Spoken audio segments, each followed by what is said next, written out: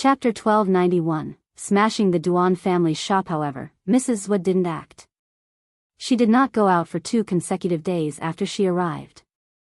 This made Dou Fukang a little confused. He sat in the backyard of the provision store and looked at Shao Qingyuan and Yundong. Do you think they're going to attack the Duan family? Most likely. Yundong felt that it must be. Shao Qingyuan poured a cup of tea for Dou Fukang and said, I think it's very likely that Mrs. Zhua is scared. Scared? Of whom? Your father, Shao Qingyuan and Yundong said in unison. Dou Fukang wasn't stupid. With this reminder, he instantly came to a realization. You're saying that Mrs. Zhua has also heard a lot of rumors these past few days that the Dou family is the Duan family's backer, making them worry. Even when I chased Second Master Duan and the others out of the Duan residence back then, it didn't dispel their wariness. They don't believe that we don't get along with the Duan family? Most likely. Then, what should we do? Although Dou Fukang really wanted his father to arrest Mrs. Zhua and the others and throw them into jail, Mrs. Zhua was a cautious person and didn't leave any evidence behind. Even his father couldn't arrest her for no reason. Knowing that they were going to make a move on the Duan family, Dou Fukang had been waiting. Although it was not good to use Second Master Duan as bait, this was the most suitable method at the moment. However, Mrs. Zhua had to do something about it. Put on a show for them, Shao Qingyuan said. Dou Fukang's eyes lit up. Tell me about it. You'll get someone to destroy the Duan family's shop. Dou Fukang, are you serious? Do you have to be so cruel? He looked at Shao Qingyuan in disagreement. After a while, he suddenly stood up and walked out. I'll remind Duan Qian first. He also had to tell Duan Qian that this was Shao Qingyuan's idea and definitely not his. Unexpectedly, Duan Qian agreed. Thus, on the second day, something big happened in the Duan family's shop in the prefecture capital. A group of soldiers barged into the silk shop in the east of the city and threw the fabric in the shop to the ground. The shopkeeper wanted to stop them, but he did not expect to be immediately handcuffed and taken away. Shopkeeper Lin immediately exclaimed loudly, What are you doing? Why are you arresting me? Why do you think? You know what you've done. The leader snorted. Shopkeeper Lin was stunned. He did not know what he had done. He struggled with all his might. You can't arrest me. Our boss is Second Master Duan. Second Master Duan and your young Master Dou are old acquaintances. Pfft. The soldier hit Shopkeeper Lin's head. Don't use the flag to harm our young master again. If you have the ability, let the person surnamed Duan come. Our young master can settle all the old and new scores with him. Let's see if he dares to walk out of the Duan manor and show his face. Shopkeeper Lin's face instantly turned pale. In that case, the rumors were true. Did Second Master Duan really fall out with young Master Dou? However, he was still indignant. Seeing that he was about to be taken away, he hurriedly turned to the shop assistant and said, Hurry up and find Second Master Duan. Go. The shop assistant lowered his head slightly and a glint flashed across his eyes. He responded and quickly ran out. The soldiers sneered disapprovingly and left with Shopkeeper Lin. The 2 people at the back closed the shop and sealed it. If you find any errors, ads pop up, ads redirect, broken links, non-standard content, etc., please let us know each report so we can fix it as soon as possible. Chapter 1292, Killing 2 birds with 1 stone. In the tea house opposite the silk shop, Yundong and Shao Qingyuan were eating melon seeds while watching the commotion. They glanced around and quickly found a few people turning around and running away. There were also 2 people who followed the shop assistant who had just left, as if they wanted to see if the shop assistant had really gone to the Duan family to look for Second Master Duan and if Second Master Duan would really save Shopkeeper Lin. Yundong took a sip of tea before shaking her head and sighing. This is killing 2 birds with 1 stone. Yes. Shao Qingyuan nodded. He knew that Duan Qian would definitely agree to his suggestion. Shopkeeper Lin was the first person Duan Wan thought of to be trustworthy. Duan Qian had once saved his life. Unfortunately, this person was bewitched by beauty and had already turned to Second Master Duan's side. He even helped Second Master Duan do many things. Therefore, the first shop Duan Qian wanted to smash was the silk shop managed by shopkeeper Lin. On the other hand, the shop assistant was on Duan Qian's side. After this matter was over, the assistant's position could probably be promoted. Of course, besides this silk shop, the other two shops that Dou Fukang had gotten someone to smash also belonged to Second Master Duan's men. This way, not only could he help Duan Qian get rid of these traitors, but he could also announce to everyone that the Dou and Duan families had completely fallen out and the Duan family would no longer support Second Master Duan. As for Second Master Duan, he definitely did not dare to show his face. Sure enough, someone quickly ran back and announced it loudly. You don't know this, but just now, an assistant from the silk shop ran to the Duan family and said that he wanted to look for Second Master Duan. The guard went in for a while before coming out. Then, he said that Second Master Duan is bedridden and can't get up now. He asked shopkeeper Lin to think of a way himself. Just now, the Duan family's shop in the south of the city was also destroyed. The shopkeeper was taken away. F***ck, not only did young Master Dou and the Duan family not become in-laws, but they even formed a deep hatred. The Duan family is doomed. What did Second Master Duan do to make the Dou family so angry? Yes, what did Second Master Duan do?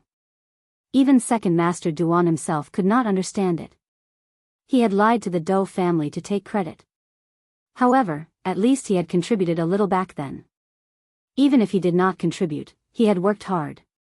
Even if they could not become in-laws, they still had friendship.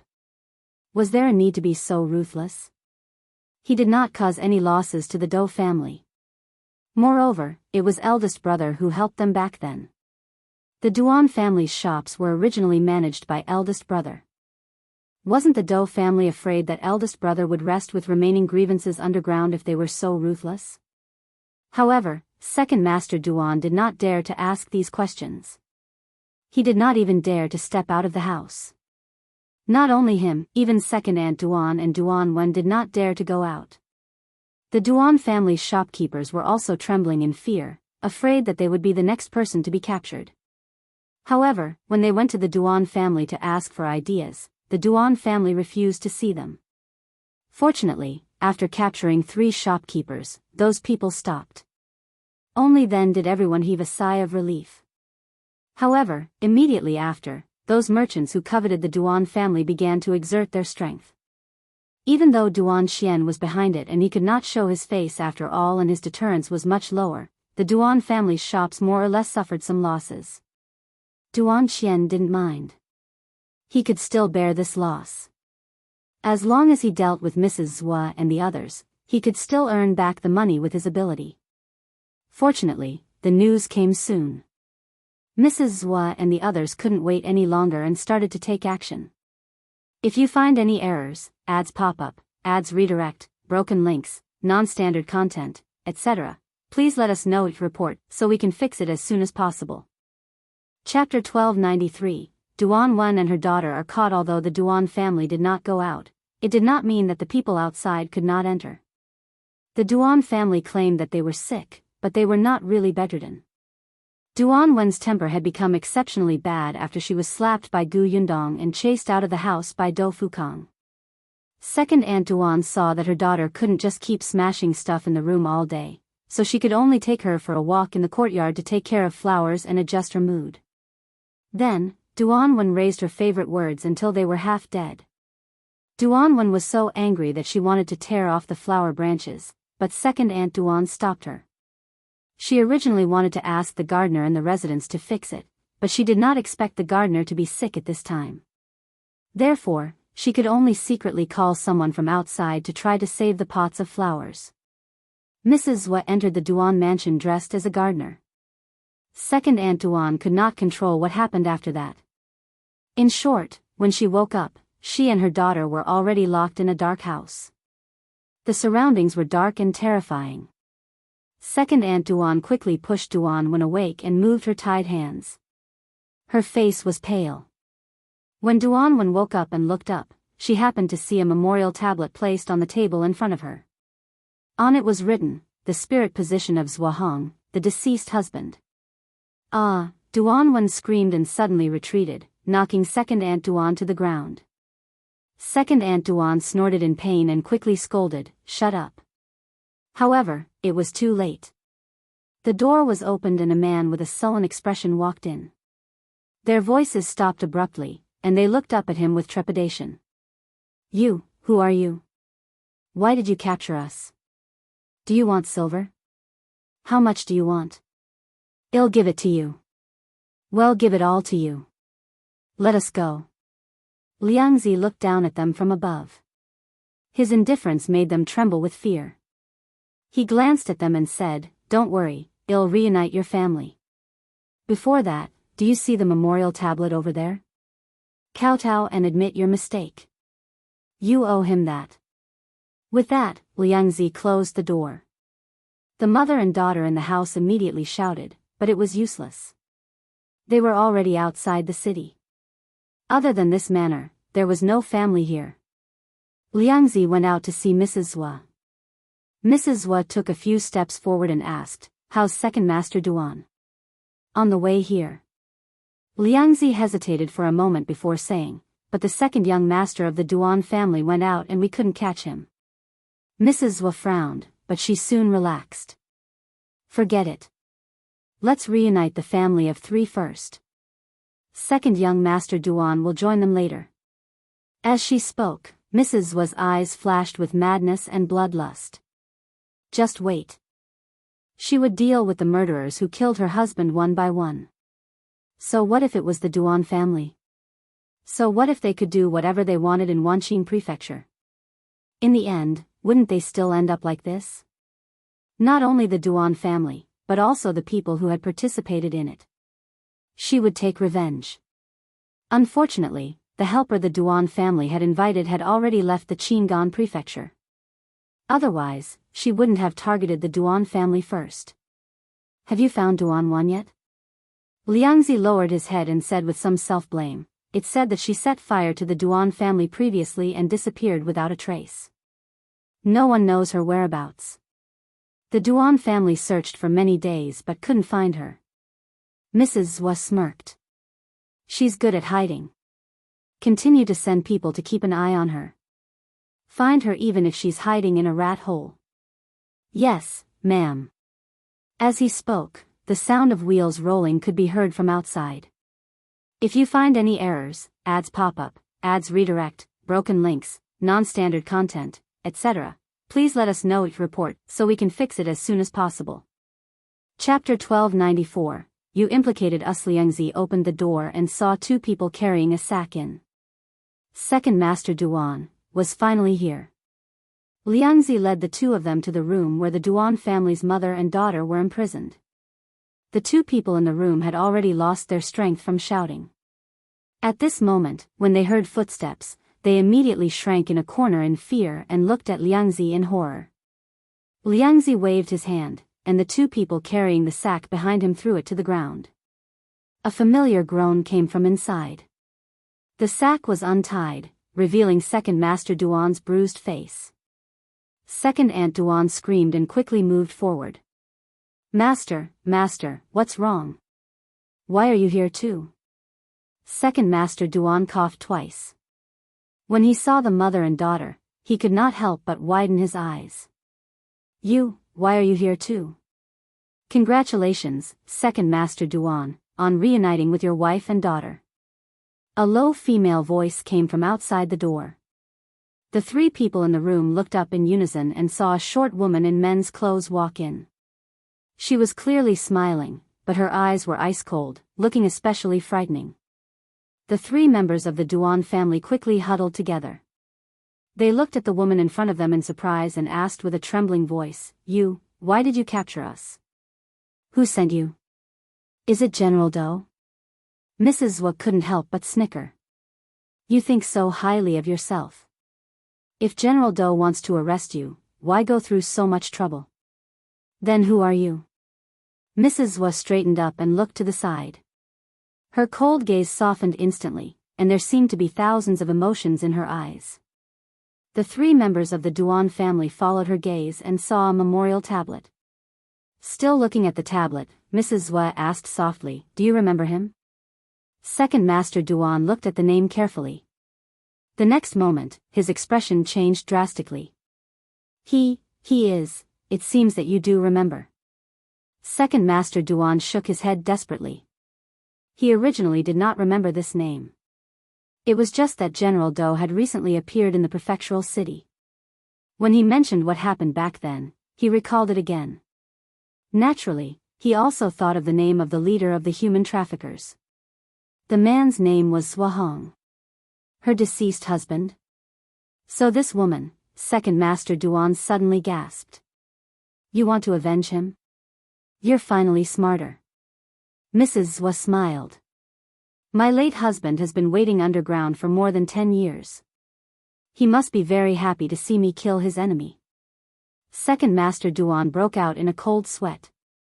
He looked around and saw that everyone was on Mrs. Zhua's side.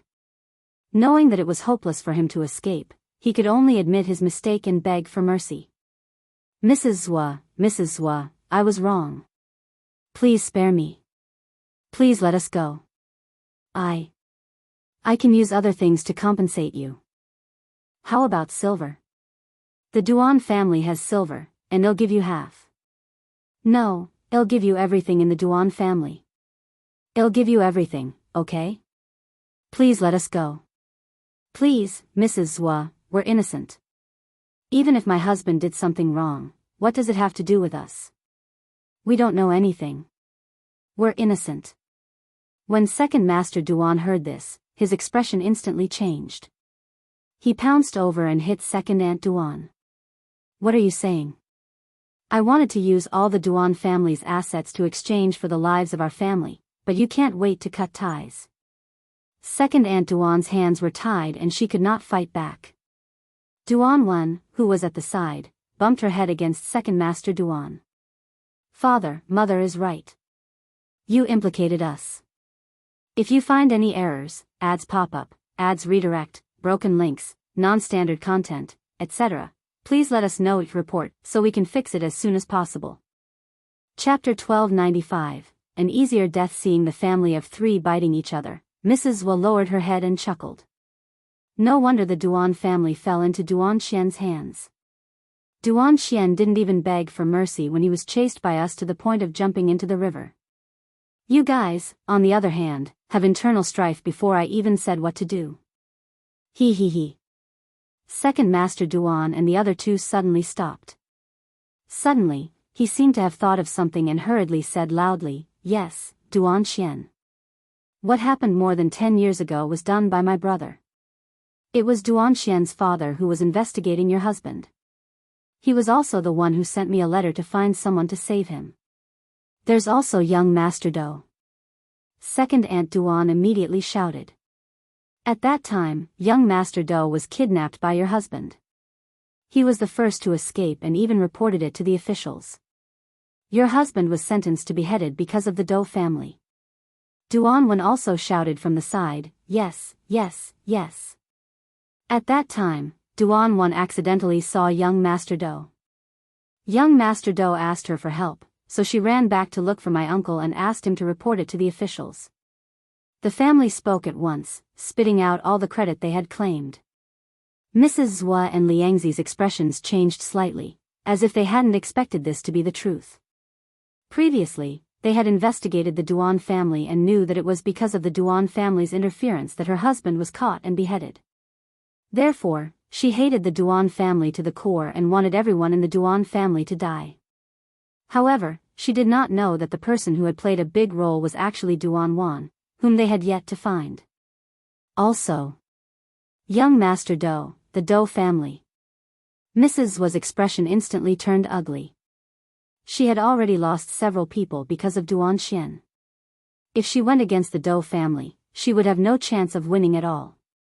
Liangzi quickly saw through her thoughts and immediately said softly, "Madam, there's still a long way to go. We can deal with the Duan family first and then make plans about the Dou family." Mrs. Zhua closed her eyes and took a deep breath. "That's right. She had endured it for so many years. She could just do it for a while longer. When she opened her eyes again, Mrs. Wa's gaze turned sharp. Second Master Duan and the other two were shocked when they saw this. It was over. She still did not intend to let them off. Mrs. Wa, every injustice has its perpetrator and every debt has its debtor. Although my brother and sister-in-law are dead, Duan Wan and young Master Do are still alive. Go find them and let us go. Mrs. Wa snickered. Let you go? You've seen what I look like and know our past. Do you think we'll let you go? That's ridiculous. As she spoke, she no longer paid attention to the three of them. She turned around and called out, Liangzi. Yes. Liangzi turned around and left. After a while, another man walked in with a porcelain bottle in his hand and handed it to Mrs. Wa.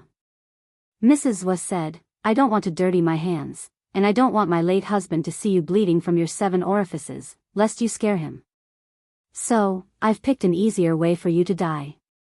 She shook the bottle in her hand. I specially prepared this medicine for you. After taking it, your stomach will hurt unbearably. You will feel countless poisonous insects biting your bodies. There will be fire burning your skin and needles stabbing your fingers. After an hour of pain, you will stop breathing. But don't worry, you won't bleed from your 7 orifices. You will still be very clean when you die. How could this be called an easy death? After hearing this, the 3 members of the Duan family felt the world spin. Despair that they had never felt before surged in their hearts. If you find any errors, ads pop up, ads redirect, broken links, non-standard content, etc., please let us know each report so we can fix it as soon as possible. Chapter 1296, A Step Too Late Mrs. Zhuo walked up and pulled Second Aunt Duan over. Second Aunt Duan screamed, "Ah, let go of me, let go, don't touch me." Mrs. Zhuo punched her in the stomach. Second Aunt Duan opened her mouth in pain. The next moment, a small black pill was stuffed into her mouth. Mrs. Zhuo put some force into it and she swallowed it. Second Master Duan and Duan Wen gasped. They wanted to cry and curse loudly, but at this moment, when they looked at Second Aunt Duan who was lying on the ground and struggling in pain, their throats seemed to be blocked by someone and they could not make a sound. Mrs. Zhuo walked up to Duan Wen. The latter's eyes widened in horror and tears streamed down her face. No, don't kill me. Please, don't kill me. Mrs. Zhuo was expressionless. In order to prevent her from struggling, she punched her in the stomach and stuffed the medicine in when she wasn't paying attention. In the end, only Second Master Duan was left. Seeing that his daughter and wife had been poisoned, Second Master Duan's eyes turned red. He struggled to stand up and wanted to run out. The man next to Mrs. Zhuo kicked him and knocked him to the ground. Mrs. Zhuo walked up and stuffed the medicine into his mouth without saying anything else. Then, she kicked him hard and said to the person beside her, "Watch them. When they die, dig a pit in the backyard and bury them." Yes. Mrs. Zhuo took out a handkerchief and wiped her hands before leaving the house. She looked up at the sunlight above her head and the corners of her mouth curled up slightly. Finally, she had taken half of her revenge. Ha ha ha, husband, just wait and see. They'll be there to accompany you soon. Don't worry, they'll send all the people who killed you down. Don't be anxious. Wait a little longer. With that, she closed her eyes and exhaled in enjoyment. The next moment, she suddenly opened her eyes. However, at this moment, a light suddenly flashed across the corner of her eye, as if something had flown past. Mrs. Zhuo turned around and saw 2 figures jumping down from the wall. Lin Junlan, you actually dared to barge into the Duan residence and kidnap Second Master Duan's family of 3. Now, you even killed them to silence them and committed a heinous crime. You're simply lawless. Don't even think about escaping today. After saying that, the 2 of them rushed over to Mrs. Zhuo. Mrs. Zhuo's face changed slightly and she stepped back. She retreated back into the house and moved the memorial tablet away from the table. She touched something, and a tunnel quickly appeared in front of her. Without another word, Mrs. Wu ran into the tunnel. However, as soon as she reached the bottom of the stairs, the tiles above her cracked and a crossbow bolt fell straight down. Mrs. Wu's pupils constricted and she stepped back, but she was still shot in the arm. The tablet in her arms fell to the ground with a thud. Blood welled up in Mrs. Wu's eyes and she reached out to pick it up. Yundong jumped down from the roof and landed on the table with a bang. Then, she reached out to grab Mrs. Wu. Mrs. Wu was actually quite skilled, especially since Yundong had caused her to drop her husband's tablet on the ground. She was extremely angry and moved a little faster. Yundong could not do anything to her for a moment. Fortunately, Dou Fukang's experts quickly dealt with the miscellaneous soldiers outside. They pushed open the door and came in, working together to take Mrs. Wu down. Mrs. Wu closed her eyes and heaved a sigh of relief. Suddenly, she smiled. Unfortunately, you're a step too late. If you find any errors, ads pop up, ads redirect, broken links, non-standard content, etc., please let us know each report so we can fix it as soon as possible.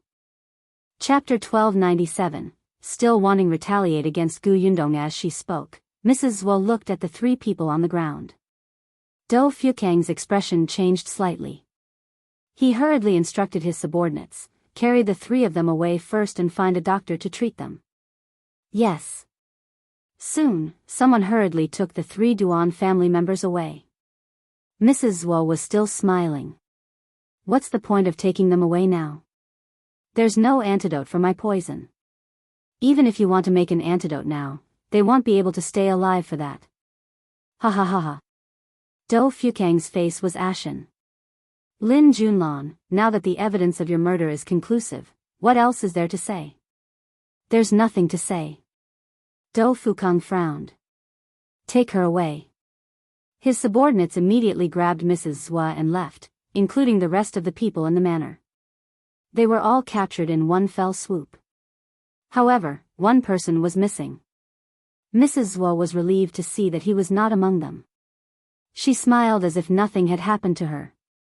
But when she was pressed into the carriage, she could not control herself. She glared fiercely at Yundong. Just you wait. Yundong put away the crossbow and looked at her. She smiled and said, wait for what? For you to take revenge on me? Do you think you still have a chance to come out after entering the prison? Do you think I can't get out? Young lady, you'll regret what you did today. With that, Mrs. Wu was pushed into the carriage. The carriage rode all the way to the prefectural city until it reached the prison. Mrs. Wu staggered when she was pushed into the cell, but she soon regained her balance and snorted. Then, she turned around and looked at the people who had grabbed her and treated her rudely. She looked like she wanted to remember everyone and not let anyone off in the future. Yundong was extremely disgusted by her gaze. Thinking of how she and her dead husband had never done anything good and specialized in child trafficking, she wished she could beat her up. At the thought of this, she really did it. Dou Fukang was shocked. He pulled Yundong, who was rolling up her sleeves and about to enter the cell, back. You, calm down. Now is not the time for you to make a move. Seeing that Yundong was still dissatisfied, he said softly, don't worry, don't worry. There will be torture during the interrogation later. I promise to make her suffer. Of course, Dou Fukang hated this woman too. More than 10 years ago, he was also a victim. When he was locked up at that time, he had seen with his own eyes the scene of children trying to escape and being caught and beaten to death. Therefore, his senses were even clearer. He wished he could replay what those children had suffered on them. Dou Fukang felt that it was not too much to torture such people. However, even though her voice was low, Mrs. Wu still heard her. She smiled. Torture? Sure, I'll wait. Yundong narrowed her eyes. Why are you so arrogant? Do you think you can get out of this prison? Do you think someone will save you? It's none of your business whether anyone saves me or not. Then is it his business? Another unfamiliar voice suddenly sounded from not far away. Yundong and Dou Fukang were overjoyed and turned around. Mrs. Wu looked up too. Against the light, she couldn't see who it was. When she narrowed her eyes and wanted to see clearly again, someone was suddenly thrown at her feet. Mrs. Wu lowered her head involuntarily. When she saw who it was, her expression changed drastically. If you find any errors, ads pop up, ads redirect, broken links, non-standard content, etc., please let us know each report so we can fix it as soon as possible. Chapter 1298, unable to escape her confident and disapproving expression just now completely collapsed at this moment. Mrs. Wu squatted down in shock and flipped the man over. When she saw him clearly, she gasped. Liangzi, you didn't escape. Liangzi panted and looked in Shao Qingyuan's direction. His voice was intermittent. There are a few of them. Shao Qingyuan stood beside Gu Yundong and looked down at Mrs. Wu. He said, are you counting on him to save you? I know that this subordinate of yours is good at digging holes, so you thought that at night, he could also dig into the prison to save you. Although this prison is not easy to break into, I broke his limbs just to be safe. Mrs. Wu's pupils constricted as she stared in disbelief at Liangzi, who couldn't get up at all. Gu Yundong smiled. Madam, are you still planning to take revenge on me? I'll wait for you. Dou Fukang laughed out loud and shot a look at the people behind him. Do it. The man immediately went forward with a bowl in his hand. The bowl was filled with water. One of them grabbed Mrs. Wu and the other poured the water into her mouth. Mrs. Wu was no match for them at all. No matter how hard she struggled, it was useless. She drank more than half a bowl of water. Not long after, she felt weak all over. Dou Fukang shrugged and said, I see that you're very confident. I'm afraid that you have more tricks up your sleeve, so I'll add another layer of protection. I'm very good to you, right? You, Mrs. Wu glared at them with bloodshot eyes. Unfortunately, Gu Yundong and the other two turned around and left. Liangzi was also dragged away and sent to the cell where the male prisoners were imprisoned. Mrs. Wu clung to the railing, but she didn't have much strength left. Soon, she fell to the ground again and could only shout at their backs, come back. Come back. Gu Yundong and the other two turned a deaf ear.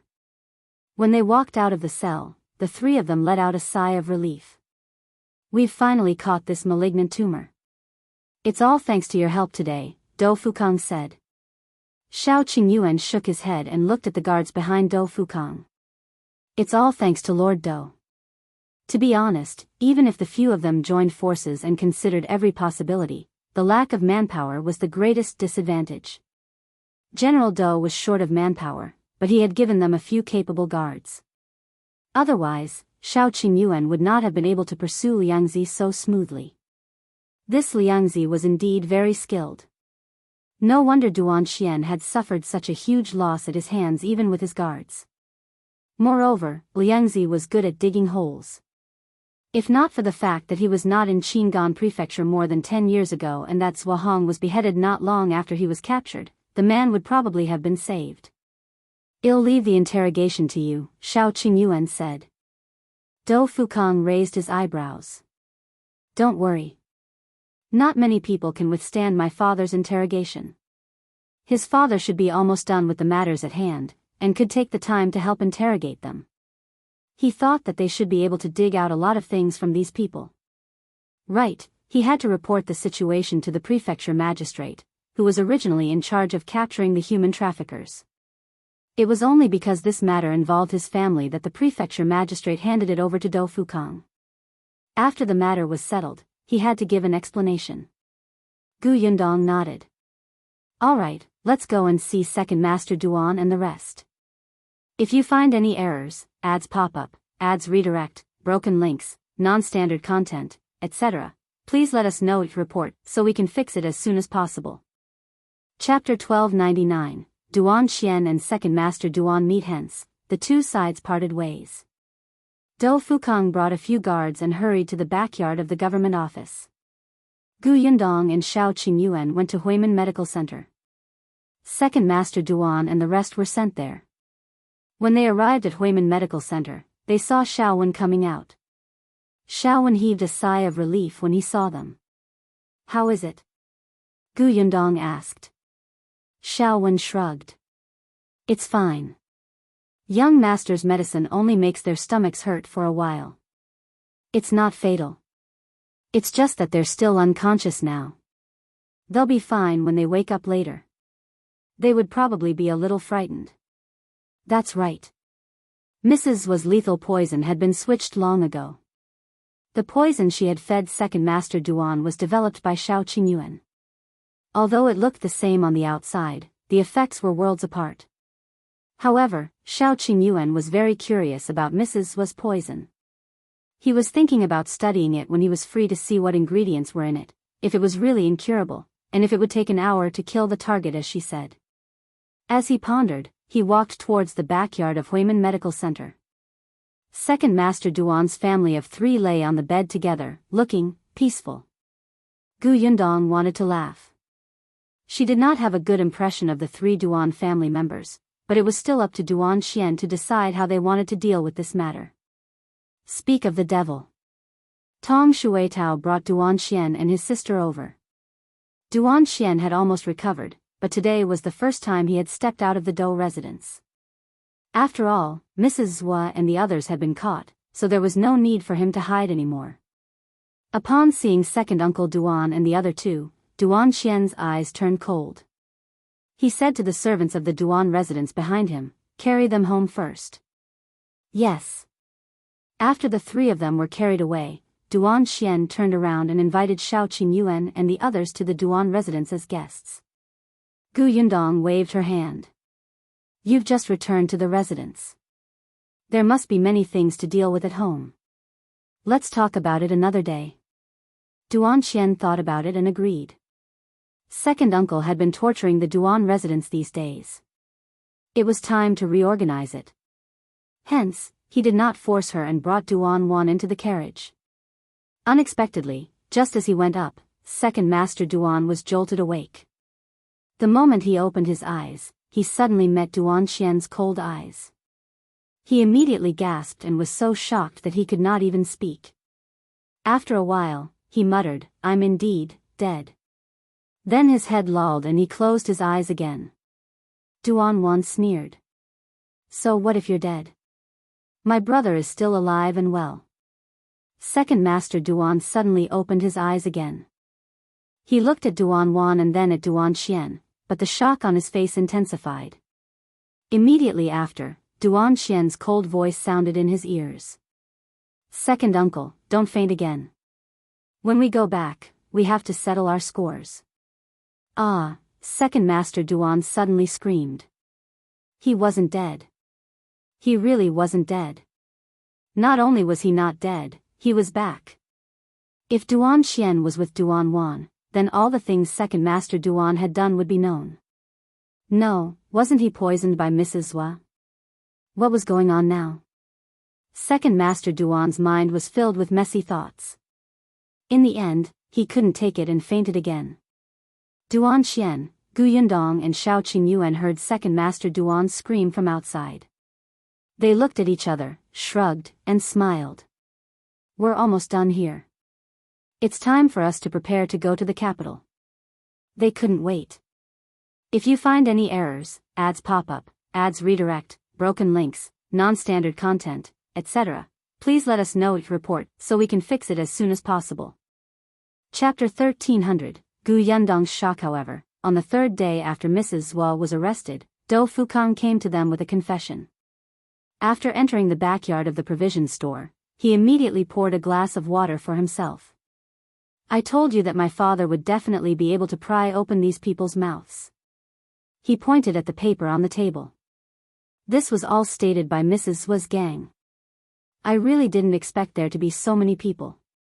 Although most of them are in Qingyuan Prefecture, there are also many in the other prefectural cities.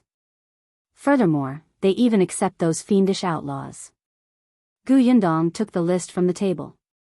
There were indeed many names, gender, and age written densely on it. There were also some people whose addresses were marked at the back. General Dou is amazing. You dug out so much. Of course. Dou Fukang smiled. You can't imagine my father's methods. Even a spy wouldn't have a good time in his hands, let alone this group of scumbags who only know how to bully the weak. Only Mrs. Zhua and that Liangzi have some backbone. At first, they refused to say anything, but it was useless when they met my father. They are afraid of death anyway and don't have the courage to commit suicide. Most of the information on this paper was revealed by them. Mrs. Zhua had been full of confidence just now because Liangzi would save her outside. Now that there was no hope and she could not withstand the pain, she had said what she should and should not say. According to his father, she had even told him some secrets from more than 10 years ago. Sure enough, pain could stimulate one's memory. Dou Fukang expressed that he had learned it. Your father is also avenging you. That was why he did his best. Gu Yundong's gaze was fixed on the list on the paper as she read it. Just as she was about to finish reading, her gaze suddenly froze and her fingers stopped. Beside her, Shao Qingyuan's expression changed slightly as he looked at one of the names in shock. Dou Fukang didn't notice their expressions and continued, my father is indeed quite angry about what happened more than 10 years ago.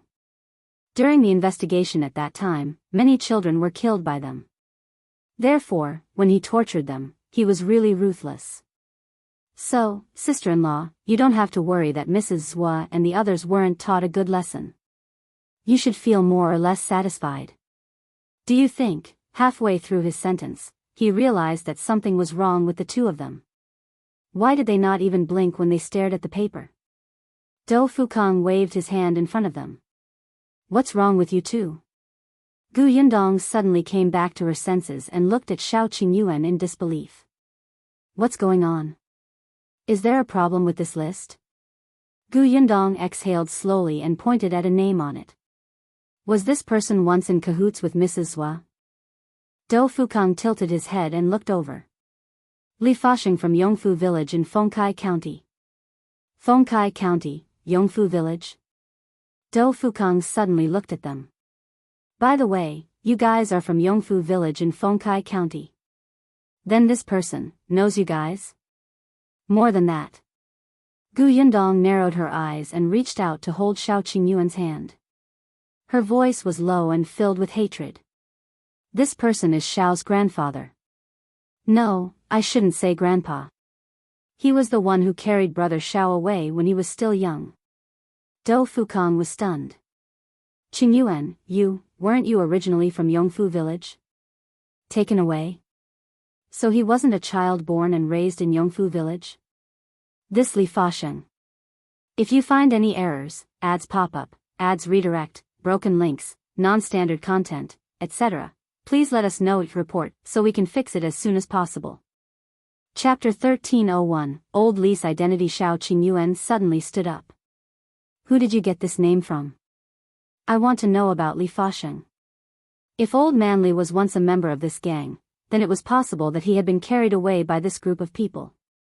Perhaps he could find out the whereabouts of his biological family. However, even Shao Qingyuan did not expect Old Li to be a human trafficker previously, and he was even working with such a large gang. No wonder he was often not in Yongfu Village and always looked for work in the prefectural city. Shao Qingyuan thought of the scene when he was sold to the human traffickers by Boss Li and his wife when he was 8 years old. After he escaped, Old Li said that he had been looking for him, but he couldn't find him. Now that he thought about it, the man might have known long ago. Dou Fukang glanced at the paper and said, I found out from Liangzi. Let's go, I'll bring you guys to take a look now. The three of them quickly left the grocery store and headed to the prison.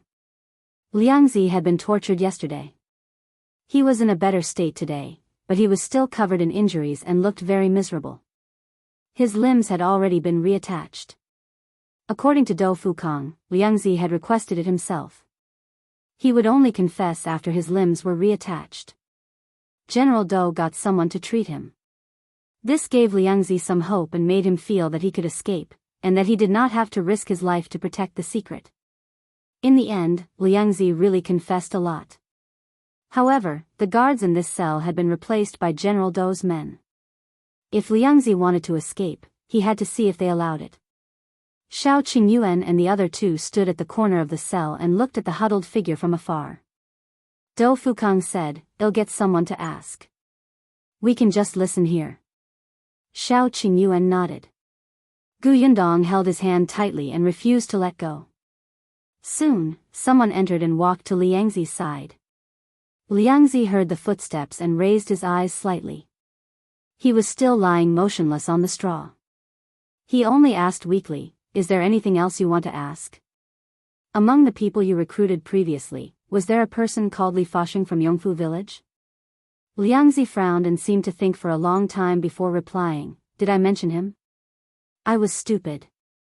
This person quit a long time ago. Later, I heard that he was already dead. You don't have to catch him. Why didn't he quit? When did he quit? How could you allow him to leave?" Liangzi found it strange. "Why are you so curious about Li Fashing? Just tell me.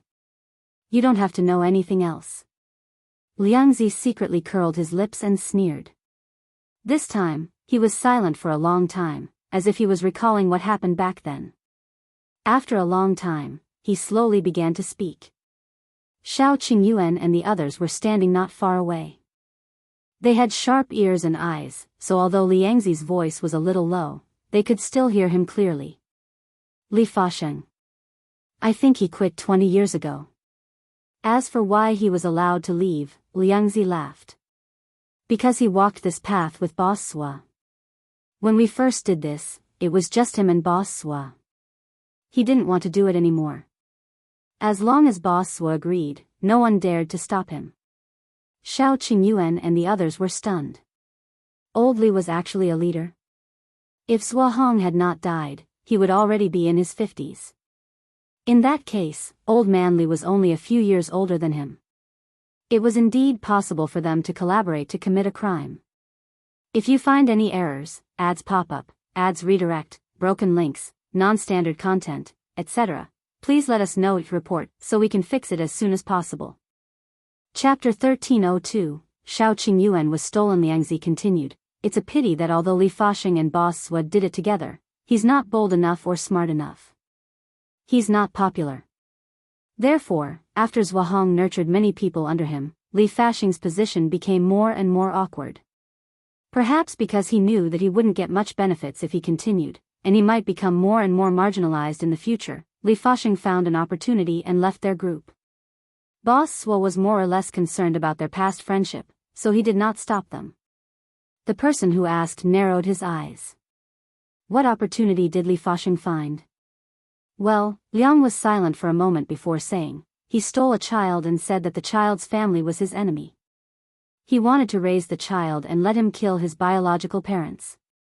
Shao Qingyuan and the other two, who were standing in the corner, straightened their backs at the same time and held their breaths. Who is that child? Who are his biological parents? Liangzi finally raised his head and looked at the person who asked the question. He said, "I don't know.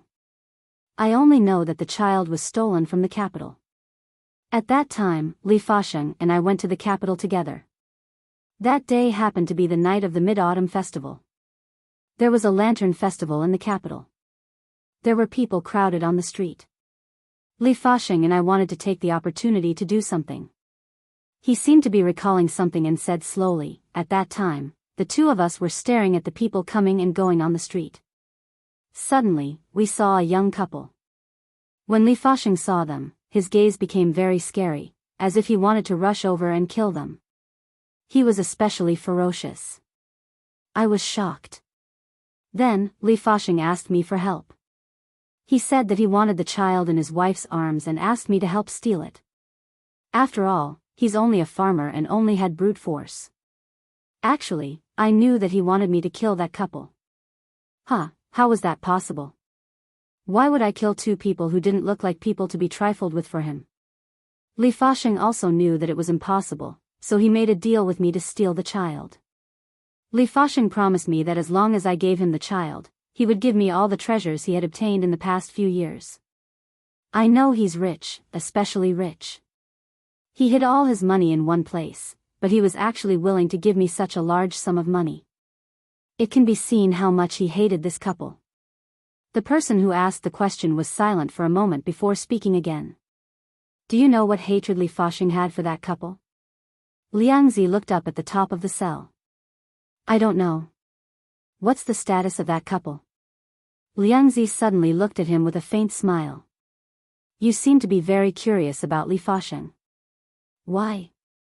He's already dead. Could it be because of that child? Just say it. Why are there so many questions? Liangzi smiled.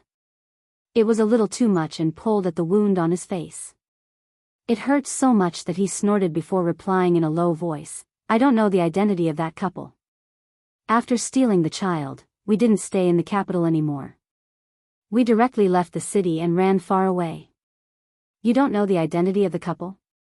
Yundong frowned. Didn't that mean that there were still no clues? Do you remember what the couple looked like? Liangzi paused and narrowed his eyes as if he was thinking for a long time before saying, what they looked like. It's been 20 years.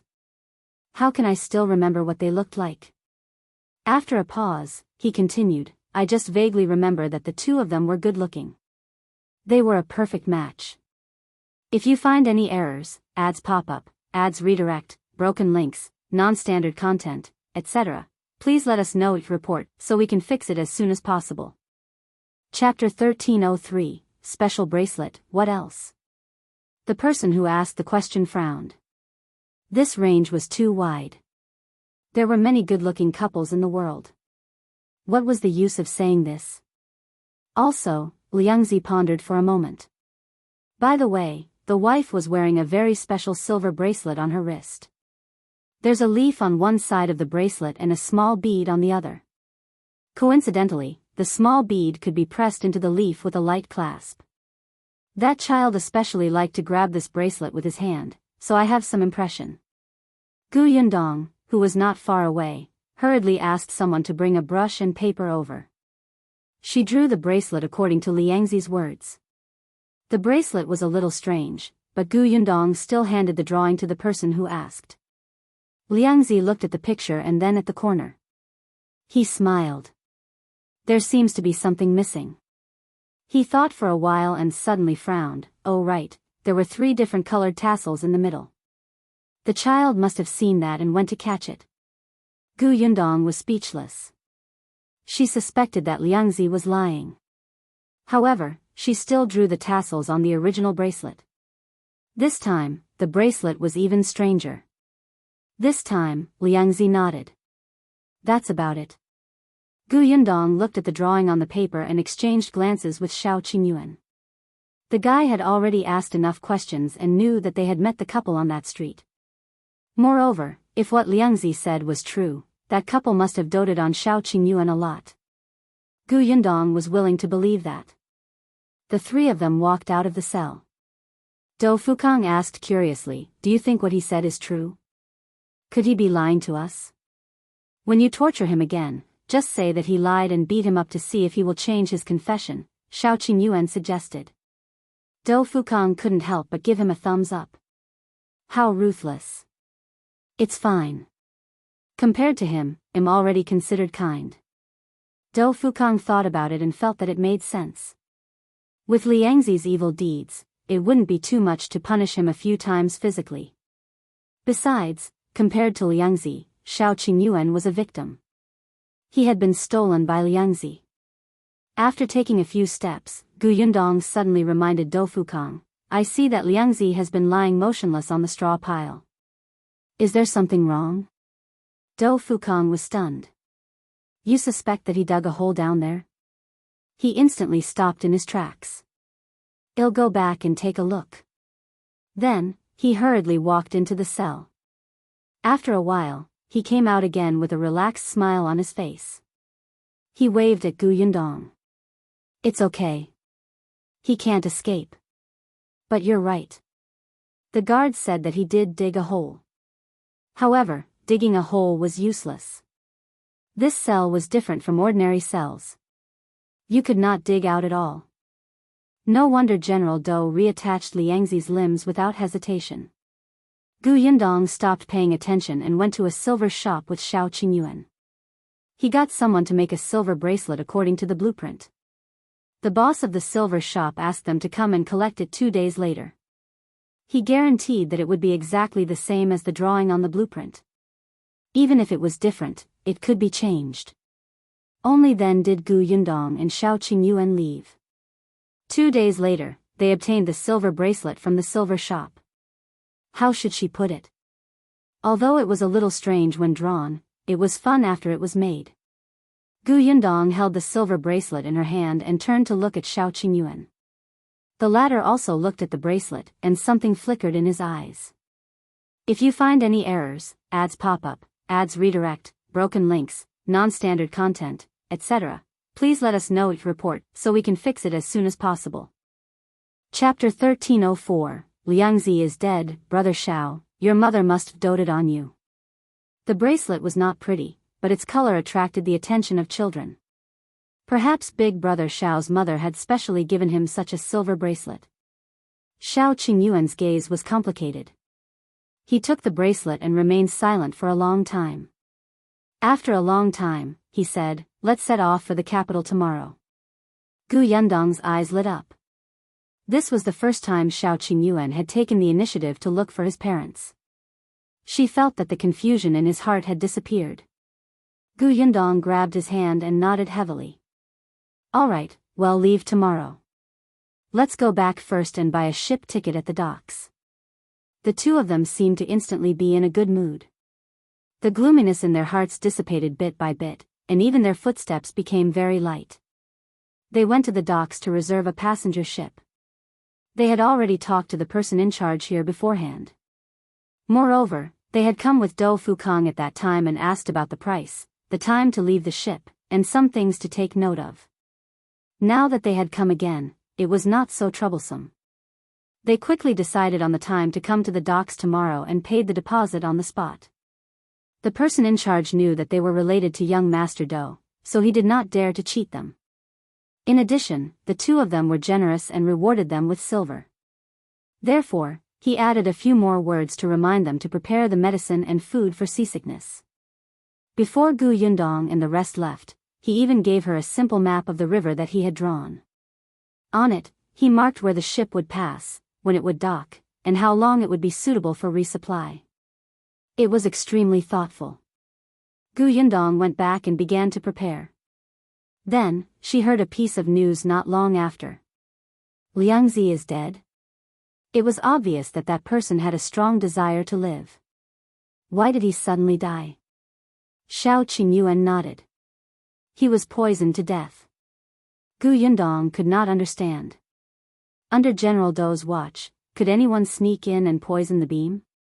Unless, Shao Qingyuan said, it was the prison head who poisoned him. The prison head's son was kidnapped by Liangzi and the others many years ago and was later killed.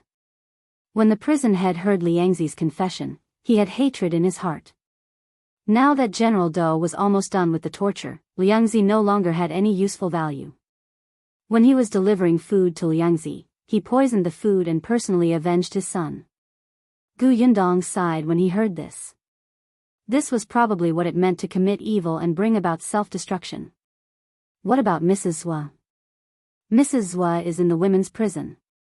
The prison head can't get in touch with her, so he didn't have the chance to do anything. However, the prison head also said that Liangzi looks even more dangerous. He was afraid that the man would escape when he was sent to be beheaded, so he couldn't wait to do it. Gu Yundong was speechless. Very good, this reason was very good. By the way, Duan Xian knew that we were leaving and specially invited us to the residence tonight. He also invited Do Fukong. Alright, well, go in a while. I have something to tell Duan Wan. The two of them changed their clothes and brought Shao Wan and Tong Shuitao to the Duan residence. When she entered the hall, she saw that Do Fukong was already there and talking to Duan Xian. Upon seeing them, Duan Xian immediately stood up and greeted them. You're here. Sit here.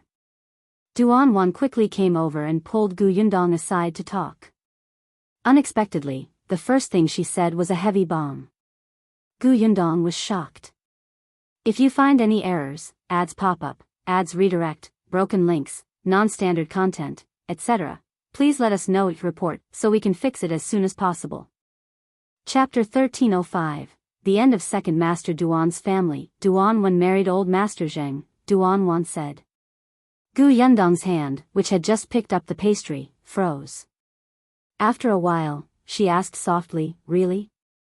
Yes, my big brother did it. I feel especially relieved now. This was really giving Duan Wan a taste of her own medicine. Duan Qian returned everything that second Master Duan had done to Duan Wan. Gu Yundong had been paying attention to Mrs. Zhua these days. Later on, she was very concerned about Shao Qingyuan's background and did not pay attention to the Duan family. She did not expect Duan Qian to make such a big move in just a few days. Is Duan Wan willing to marry him? Duan Wan pursed her lips. Of course not, but what's the use of her not being willing? As long as second uncle and second aunt agree, she has no choice but to marry. It's her parents' order to matchmake, so how can Duan Wan have the right to object? Besides, my brother directly cut off Duan Wen's monthly allowance and removed the maids beside her. There's not even a servant in her courtyard to serve her. There's no one to cook, clean, or serve her. It's just 2 days. She couldn't take it anymore after 2 days and cried and agreed to marry old Master Zheng.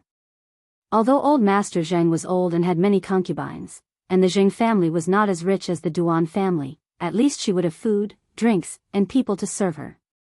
Moreover, her parents had agreed because of Duan Qian's methods, and no one supported her. It was useless even if she resisted. After that, Duan Wan married into the Zheng residence.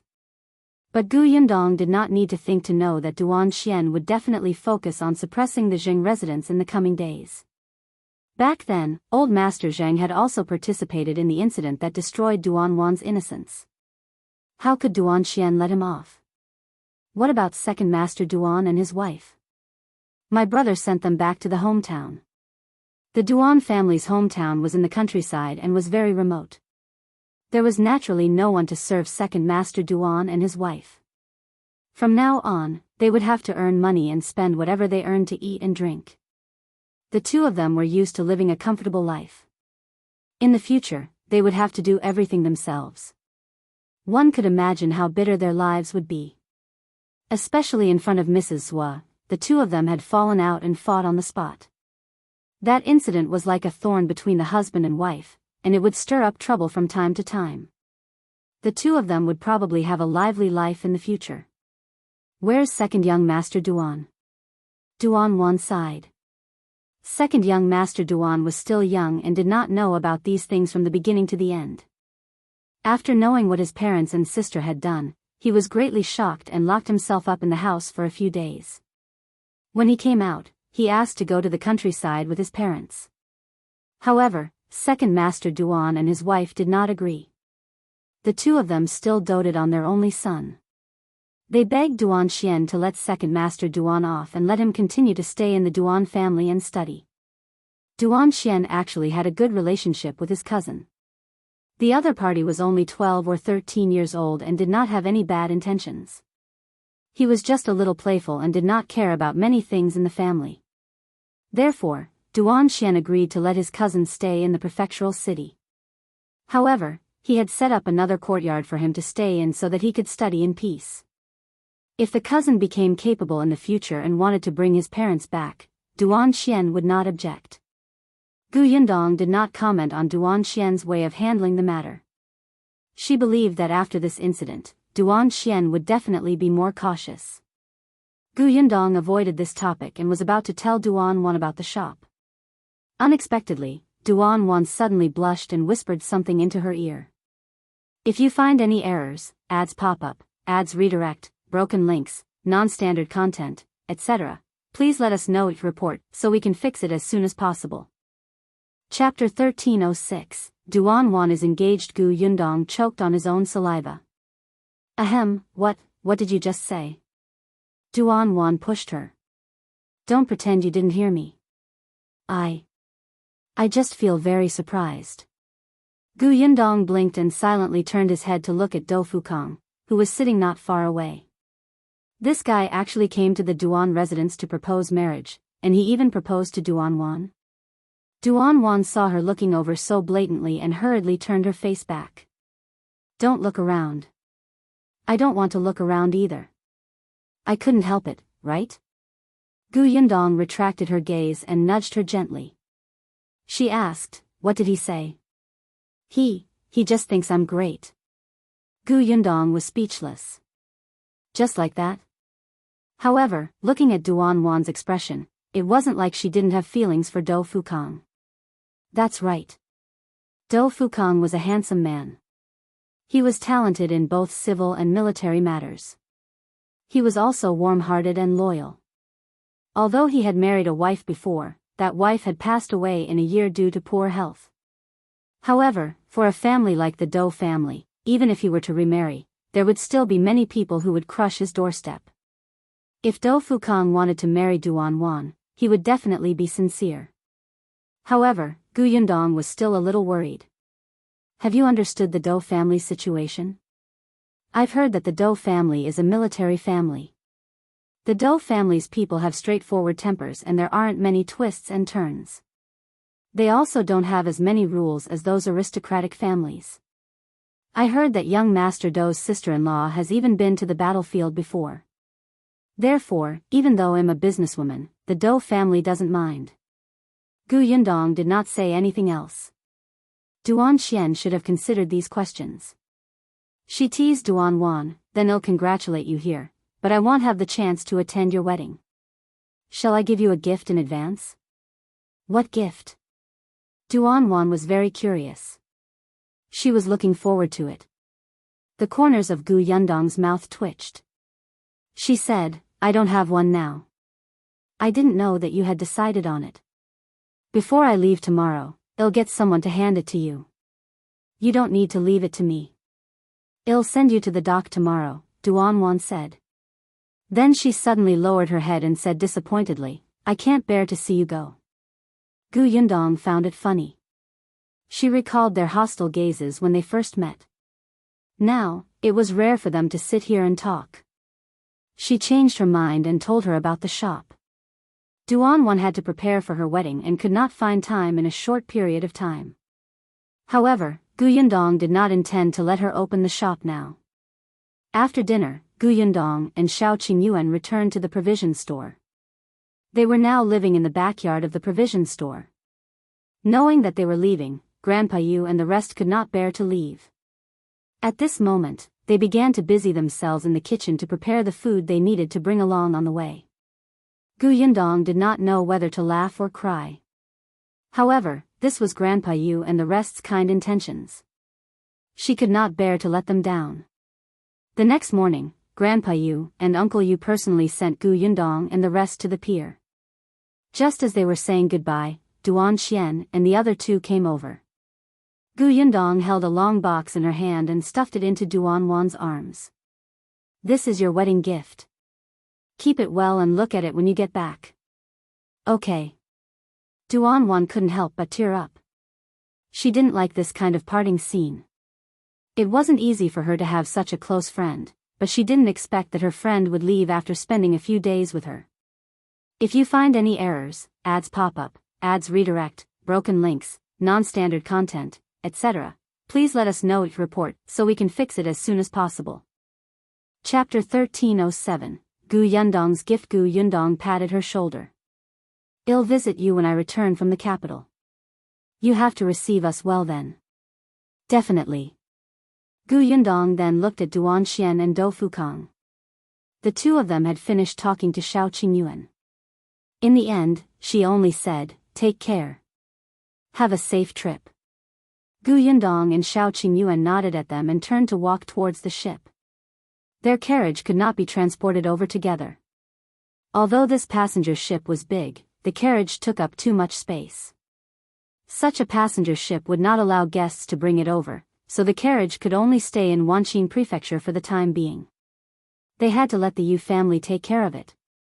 Therefore, they could only move the things on the carriage to the cabin of the passenger ship one by one. When Gu Yundong and Shao Qingyuan talked to and Duan Wan and boarded the ship, Eugene and Shao Wen had already helped carry everything up. At this moment, Eugene jumped off the boat and said to Gu Yundong, Sister Gu, brother-in-law, the things have been placed. My grandfather's pancakes are in the rattan basket at the outermost corner. Don't forget to eat them later. Of course, thank you. You're welcome. Eugene stood beside his father and grandfather and waved at Yundong and the others. Yundong heaved a sigh of relief before turning around and entering the cabin with Shao Qingyuan. The cabins here were not big. There were many rooms. The cabin that Yundong and Shao Qingyuan were staying in was not bad. It was on the upper floor. Although it was small, it was clean. There were cabinets and windows in the room. Occasionally, sunlight would enter. There were 2 more floors under the cabin they were in. These 2 floors had no windows and the rooms were not big. Moreover, the bottom floor was almost filled with large bunks. It was a little messy and damp. Yundong opened the windows and saw Uncle Yu, Duan, and the others still standing at the pier, as if they would not leave until the boat left. Duan could not help but look at the long box in her hand. She quietly ran to the back of the carriage and opened the box. Then, she saw a scroll. Duan was stunned. Jilan, who was beside her, was also curious. She took the box from Duan's hand and asked, Mrs. Shao gave you a scroll. Could it be some famous painting?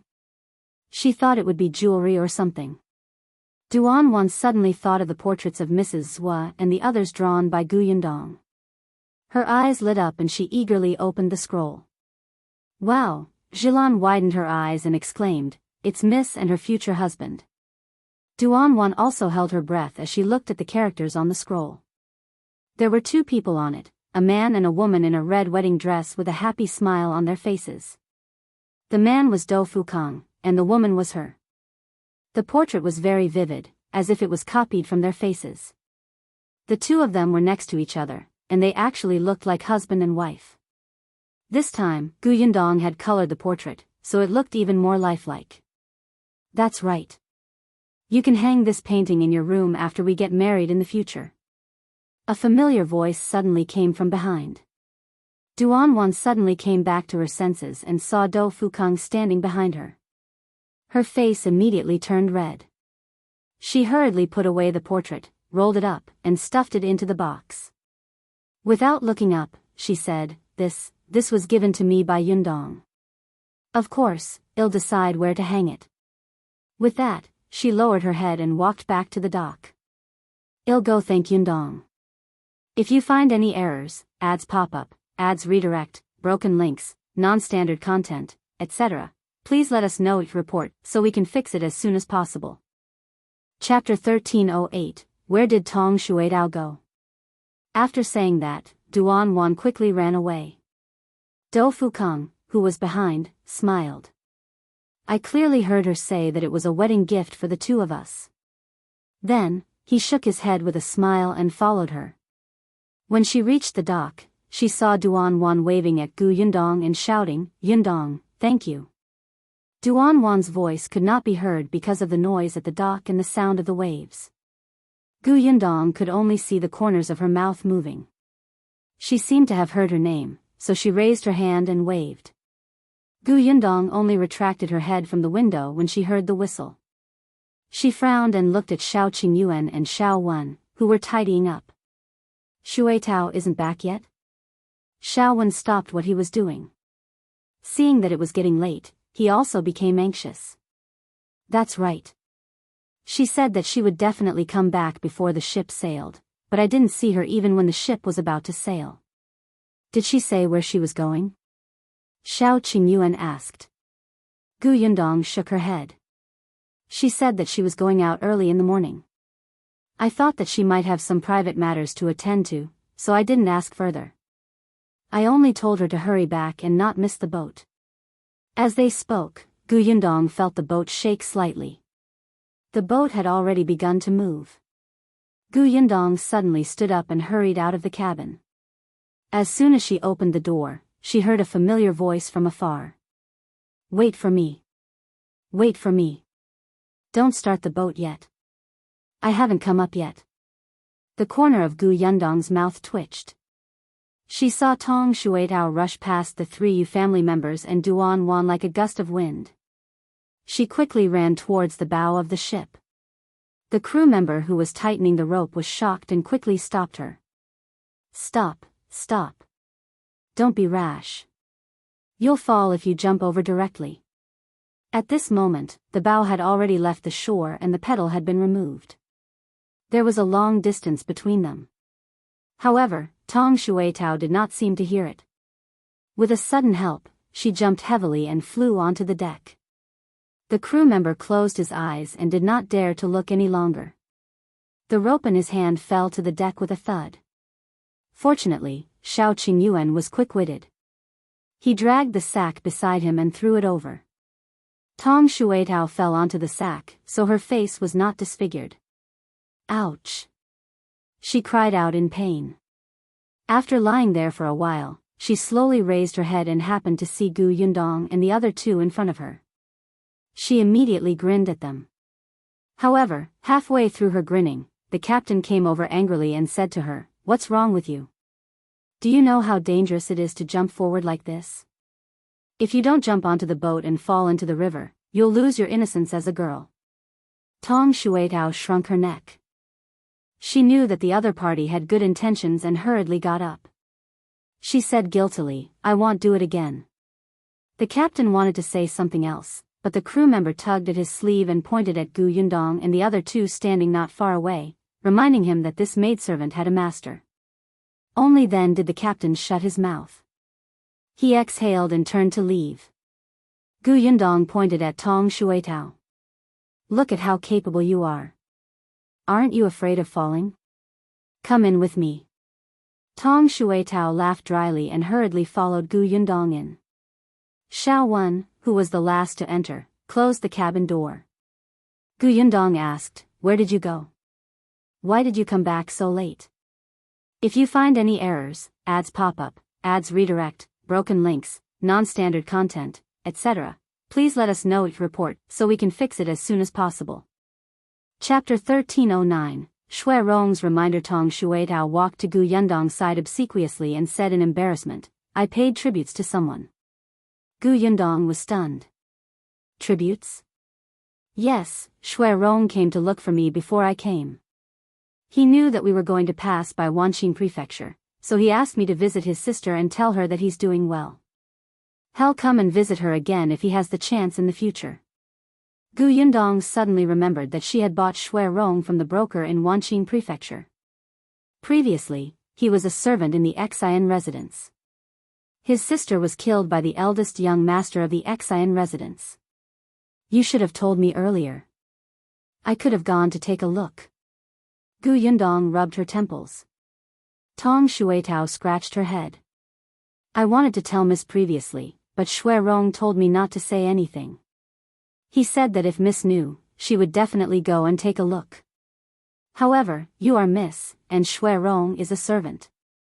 He can't afford such good fortune." Yundong was speechless. Tong Shuitao admitted her mistake. "I didn't notice. I exchanged a few more words with Sister Shui Rong and told her that Shui Rong is doing well in the Gu family. Now, he has learned a lot of knowledge from old master. Now, he speaks like a decent man. I couldn't hold back my words, so I came late. Alright, just be careful next time. Also, if you encounter such a situation, don't jump up without a care." "Yes, miss. I won't do it again." Only then did Yundong stop blaming her. The few of them unpacked their things for a while. They rented 3 rooms. Yundong and Shao Qingyuan's rooms were in the middle, Tong Shuitao's on the left, and Shao Wen's on the right. Tong Shuitao and her husband packed up their things and moved some pots and pans to their rooms. In an instant, Yundong and Shao Qingyuan room became open and bright. Yundong took out a clean blanket from the box and laid it on the bed. Only then did she sit comfortably by the window and look at the scenery. Unexpectedly, as soon as she opened the window, she saw Tong Shuitao waving at her from the other side. "Miss, this is my first time taking a boat." Yundong had been on a boat before, but this was also her first time in this world. It had to be said that this boat was actually sailing quite quickly. The water was very clear, but the wind was a little strong. Qingyuan brought a cloak over and covered half of her head with the hat. Don't catch a cold. There will be a lot of days on the ship in the future. There's no hurry.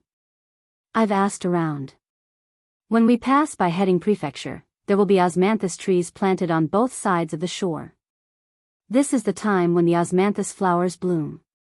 There's fragrance all the way. There are also osmanthus flowers floating on the river. It looks like a paradise. Why had she not heard of this? Yundong's interest was piqued. Just imagining that scene made her look forward to it. Indeed, this was the honeymoon trip she had imagined. After staring at the river for a while, Yundong closed half of the window and rested for a while in the cabin. In the afternoon, they ate the food given by Uncle Yu. Yundong smeared the hot sauce on the food. It tasted extremely good. It was just that Uncle Yu had given them a little too many pancakes. They had to finish the pancakes before they could eat anything else.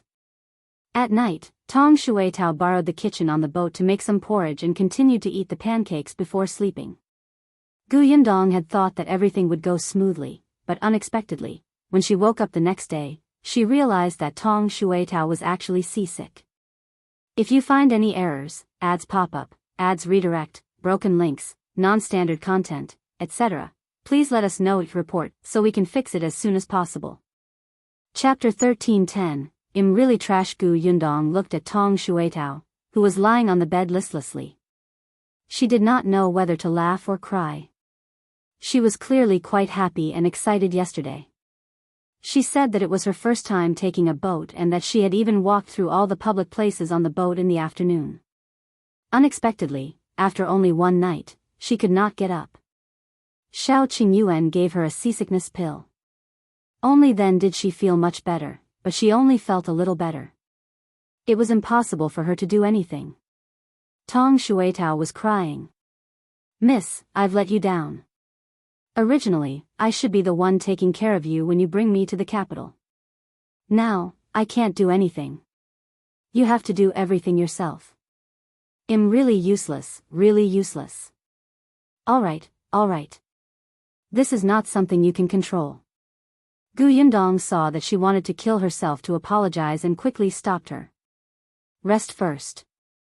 Don't let your imagination run wild. It will get better."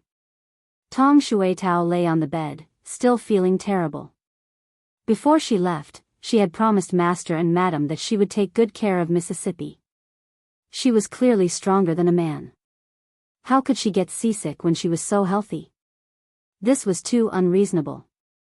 Tong Shuitao was still indignant and asked Qingyuan for a few more seasickness pills. However, how could she take too much medicine? Qingyuan only gave her enough dosage for a day and was unwilling to give her too much. After a day like this, Tong Shuitao's symptoms did not lessen. Instead, it made the young miss and her husband feel uneasy. Therefore, she could only give up and lie on the bed. After finishing the pancakes given by Uncle Yu, Yundong began to cook. Originally, these things were done by Tong Shuitao. Now that she couldn't get up and Qingyuan only knew how to cook porridge, the taste of Shao Wen's food could only be considered passable. Yundong did not want to suffer. Coincidentally, she had nothing to do on the ship all day, so she simply cooked by herself. There were 3 kitchens on the ship. The bigger ones were used by the crew to cook, and the ship actually provided food. However, the taste of the food cooked in a pot could be imagined. In addition, there were limited ingredients on the ship, so those who were qualified would cook themselves. The other 2 small kitchens were prepared for these people. However, the small's kitchens were really small. Moreover, everybody could only use charcoal to start the fire. The stove also used charcoal.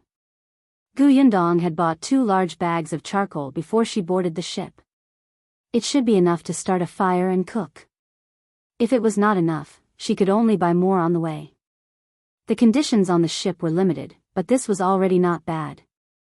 Yundong had prepared a lot of fresh food. That day, she used a small pot to stir-fry 2 dishes on the stove. She was willing to add oil and seasonings. As soon as she started cooking, the fragrance spread. Someone smelled the fragrance and came over. He swallowed his saliva as he looked at her dishes. There was also someone from a good family who wanted to spend money to buy food from Yundong.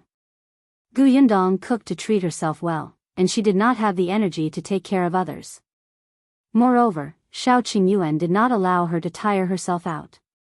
Actually, if Yundong did not want to eat good food, Qingyuan would have asked Shao when to cook or buy food from the ship. Hence, he turned down all requests to buy food from Yundong. After 2 comfortable days, Yundong finally saw the heading prefecture, which was filled with the fragrance of osmanthus flowers. The ship would be docked here for 4 hours. The ship would be resupplied, so everyone could get off the ship to move around. Of course, some people would get off the ship and some other guests would board. If you find any errors, ads pop up, ads redirect, broken links, non-standard content, etc., please let us know each report so we can fix it as soon as possible. Chapter 13:11. Sleepy Yundong also got off the ship and specially asked Tong Shuitao to get off and walk around. After Tong Shuitao's legs landed on the ground, she finally felt much more comfortable. Once she left, she could not bear to get on the boat. After Yundong bought something nearby, she stood at the dock and waited until the boat was about to sail before getting on. Yundong ignored her and got on the boat to put the things away.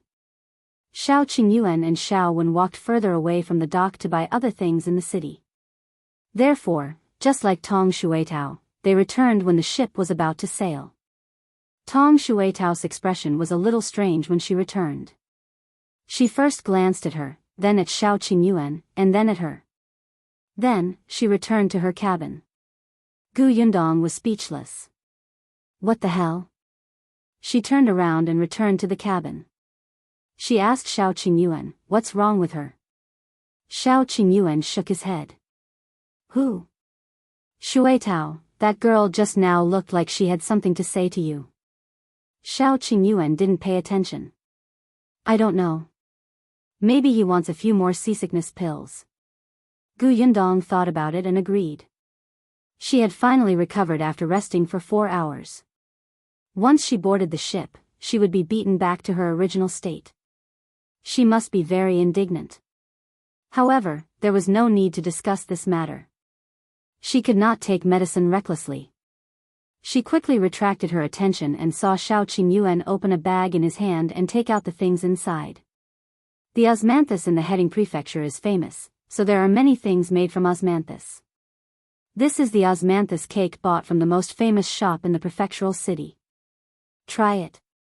Also, this is osmanthus tea. Drink it when you want it. This hairpin is decorated with osmanthus flowers. It's very exquisite. I'll put it on for you. Qingyuan laid out everything.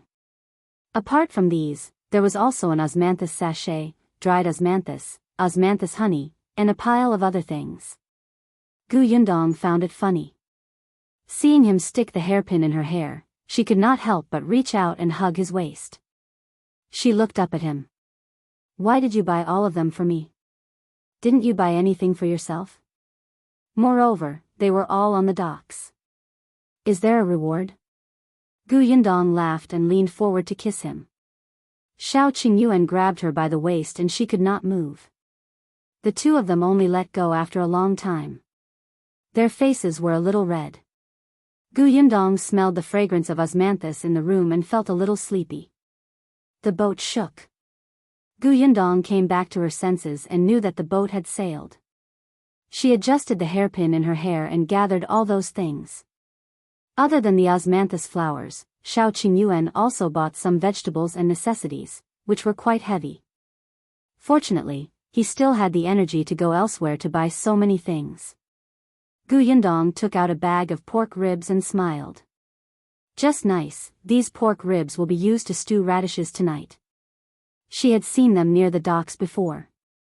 There were ribs, but they didn't look very good, so she didn't buy them.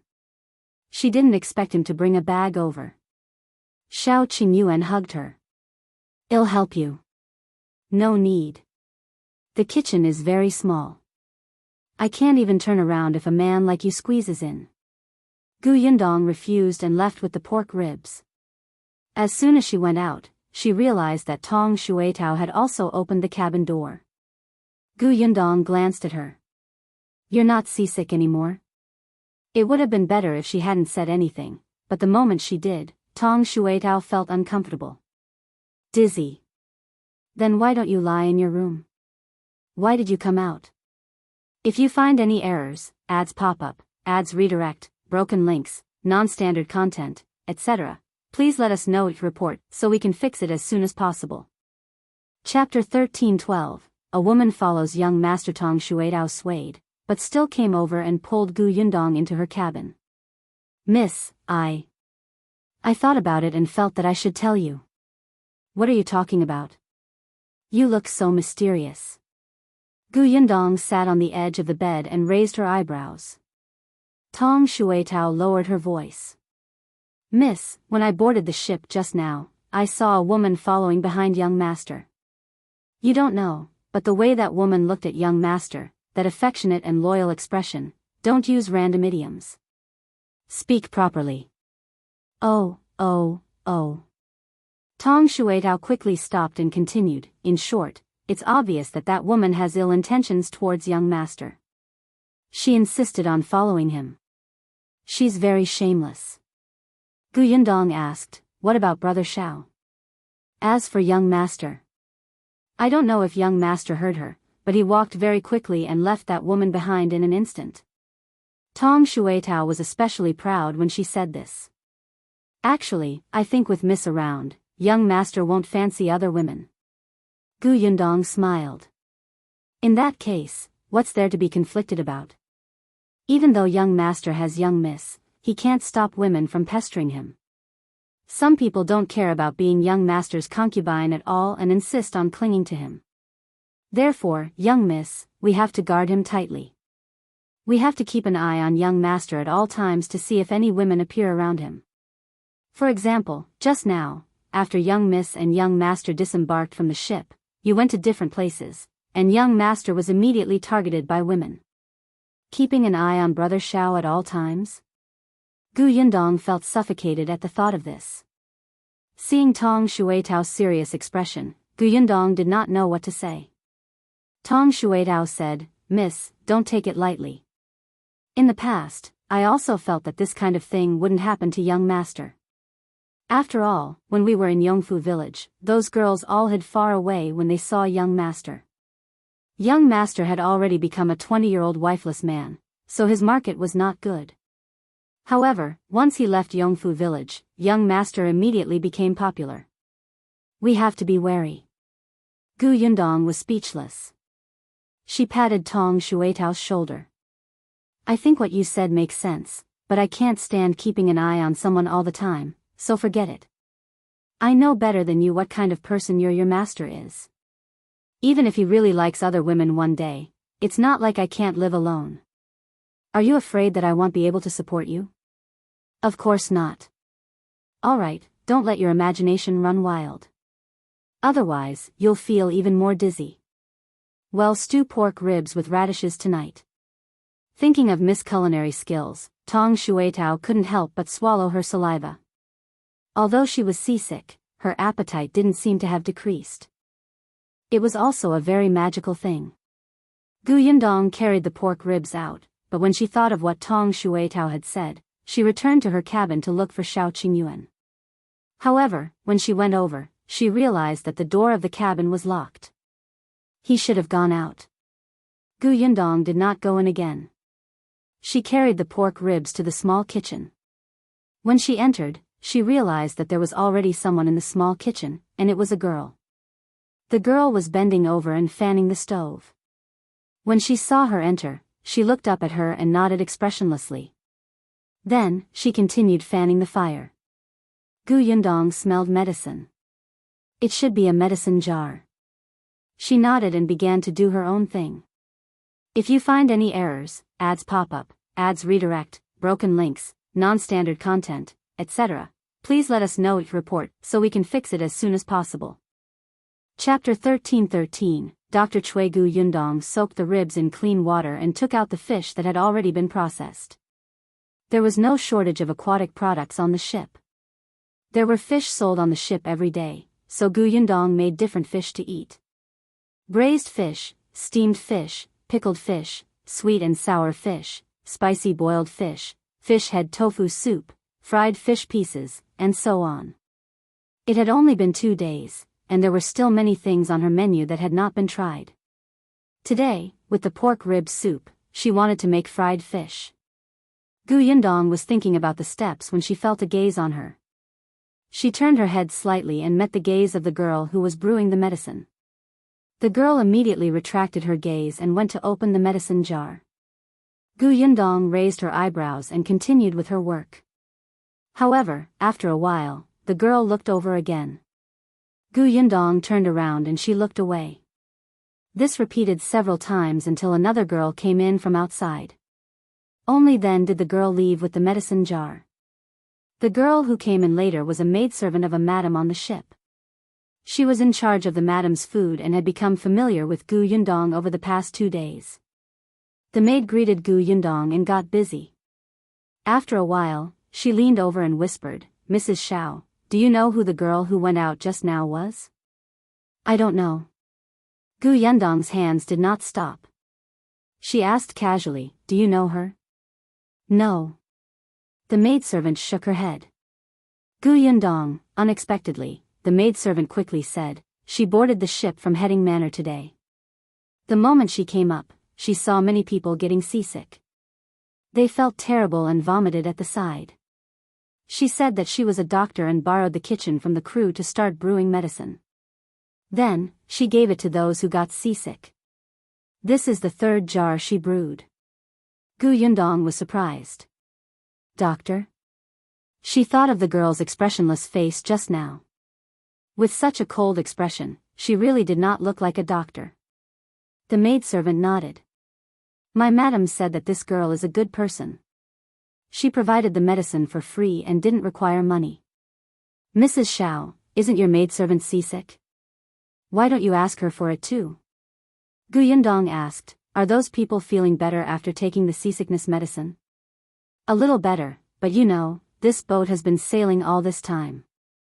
Even after taking the medicine, they still don't look very energetic. But at least, they're not vomiting anymore. It's not that uncomfortable." Yundong nodded. Shuitao had also taken Brother Shao's medicine.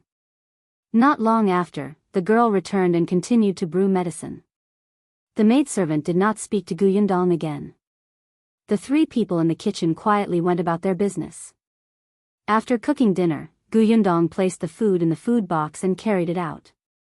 However, when she left, Yundong could clearly feel that the medicine lattice gaze was fixed on her back.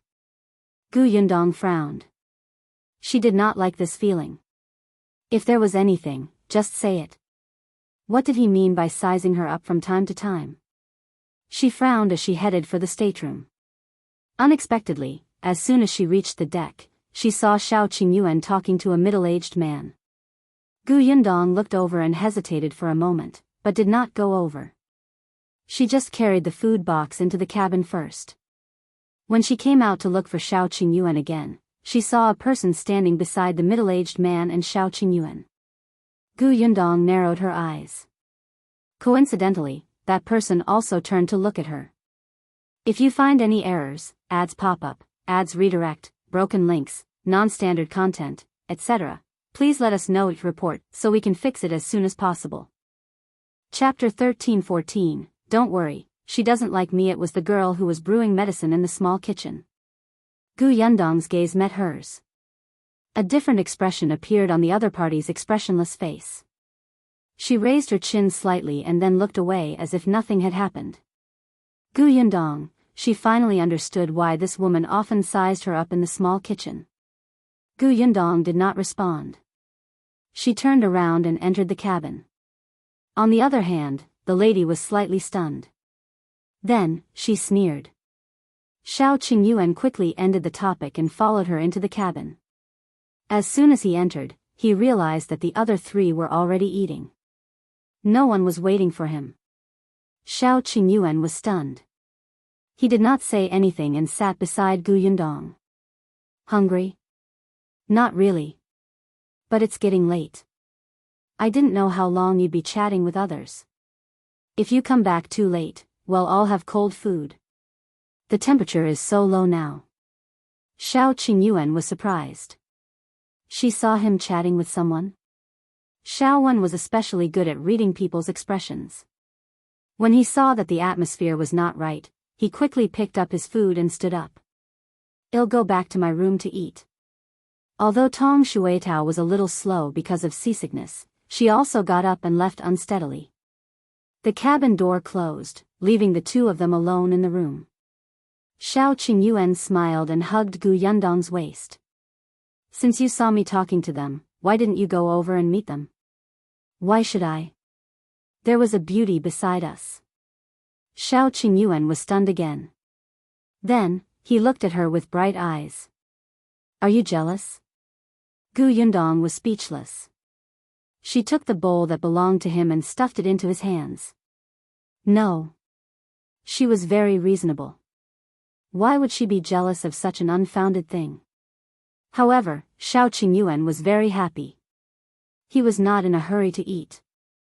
He placed the bowl back on the table and began to talk about the identity of the person just now. That person is an imperial physician from the capital. An imperial physician in the capital? Qingyuan nodded. He's Imperial Physician Shui, who's in charge of vaccination in the Heading Prefecture. Now that the deadline to return to the capital is close, he's naturally on the ship back to the capital. That girl is his daughter and has been learning medicine from Imperial Physician Shui. No wonder she knew Qingyuan. The imperial physicians from the capital should have people protecting them, right? Because of the special situation, Qingyuan didn't have any guards protecting him. There are indeed two, but I don't know where they are. Usually, the guards don't interfere with Imperial Physician Cui's matters. They only appear when he encounters danger. Yundong glanced at him. Are you very familiar with Imperial Physician Shui? Not really. Imperial Physician Shui and Imperial Physician Song are friends, so we met a few times. This time, we greeted each other. Then Miss Shui. Does she like you? Qingyuan raised his eyebrows and suddenly fell silent for a moment, as if he was considering how to answer this question. Yundong pinched him. Is it that difficult? It's not difficult, Qingyuan immediately replied. Imperial Physician Shui did vaguely mention marriage, but after knowing that I already had a fiancé, he didn't mention it again. As for Miss Shui, he frowned and said affirmatively, she doesn't like me. Are you sure? Don't worry, she doesn't like me. Back then, when she found out that I proposed the cowpox vaccination method, she even scolded me for being boorish and lacking medical ethics. Do you think she likes me? If you find any errors, ads pop up, ads redirect, broken links, non-standard content, etc., please let us know it report so we can fix it as soon as possible. Chapter 13-15, None of your business. Yundong. She might not have liked him previously, but after the success of the cowpox vaccination method, it was hard to say if Miss Shui liked Qingyuan. However, only she knew this the best. Yundong did not say anything else. She just reached out and pinched his face. But your face is getting more and more attractive. I might really have to hide you one day. I want to hide you too. Qingyuan lowered his head and pressed down. I have no one else. Really? Qingyuan smiled. His wife did not seem to know how charming she was. Not to mention the people far away, just Duan Qian, whom she had recently met in Wanqing Prefecture. When that kid first saw Yundong after he woke up, the surprise in his eyes was very obvious. Later, when he saw her husband, he hid the feelings in his eyes. However, Qingyuan was a sharp person. How could he not tell? If Duan Qian had not been gentlemanly enough to keep his distance knowing that Yundong was married, Qingyuan would never have cooperated with him. However, he and Duan Qian had a tacit understanding. There was no need to tell Yundong about this. Eat. Yundong did not dwell on the matter of Imperial Physician Shui and his daughter. She rested after eating. She continued to do her own thing, but the atmosphere on the ship was obviously different from the previous 2 days. There were more and more voices about Miss Cui's Bodhisattva heart. Most of these people had taken Miss Cui's seasickness medicine after they got seasickness. Yundong only shook her head when she heard that. The effects of seasickness did not last long. They had taken the medicine today, but if they did not go ashore tomorrow, they would still vomit uncomfortably. Miss Cui might be able to take care of things for a while, but could it be that she could always provide medicine for free? Did she have it? Yundong smiled and turned to enter the kitchen. Unexpectedly, Miss Cui was already there. She was still sitting in front of the medicine jar, making the medicine. Seeing her come in, she was slightly stunned for a moment before continuing to work. Yundong did her own thing, but Miss Cui slowly began to lose her composure. From time to time, she would raise her head and size her up. But since she did not speak, Yundong did not speak either. It was as if she was the one who was impatient. She was not the one with ulterior motives. As expected, not long after, Miss Cui couldn't help but ask, "You're Shao Qingyuan's countryside wife?" Countryside wife? This form of address did not seem wrong. Yundong turned around and wiped her hands on her apron. This action indeed made Miss Cui frown. Yundong found it funny. "Miss Cui, what's the matter?" "Miss Cui?" After pondering these words carefully for a moment, Miss Cui suddenly looked a little happier. "It seems that Shao Qingyuan has mentioned me to you." Yundong resisted the urge to roll her eyes. "What exactly do you want?" Miss Cui's face returned to its expressionless state. "You seem to be very good at cooking. You make 3 meals a day quite sumptuously. Do you know how to cook since you were young? Shao Qingyuan seems to be very satisfied with your culinary skills." Yundong would be a fool if he did not understand the meaning behind her words. Didn't she just say that she was a countryside girl who was useless except for cooking? She could only serve men in such a way. Yundong smiled and said slowly and elegantly, "What business is it of yours? If you find any errors, ads pop up, ads redirect, broken links, non-standard content, etc., please let us know each report so we can fix it as soon as possible." Chapter 13:16. Yundong is an old woman. Shui Lan's expression froze. She looked at Yundong in disbelief. "You, unbearably vulgar, simply unbearably vulgar." This woman was indeed a country bumpkin who could not be shown off. Although Shao Qingyuan was also a country bumpkin in the past, he knew that he was motivated and daring. He was bold and would only continue to advance in the future. His future was limitless. But what about the woman in front of her? She had been observing her for 2 days. For the past 2 days, this woman had been wearing gray clothes and staying in this small kitchen all day to show off her pitiful culinary skills. She didn't work hard at all to be worthy of Shao Qingyuan. Other than cooking, eating, and sleeping, she would occasionally go to the deck to enjoy the breeze. What was even more unbelievable was that she clearly had a maidservant by her side, but the maidservant had been hiding inside and slacking off because of seasickness. She did not say, scold, or sell her. She actually had to serve her food. A woman like Yundong could not keep up with Shao Qingyuan at all.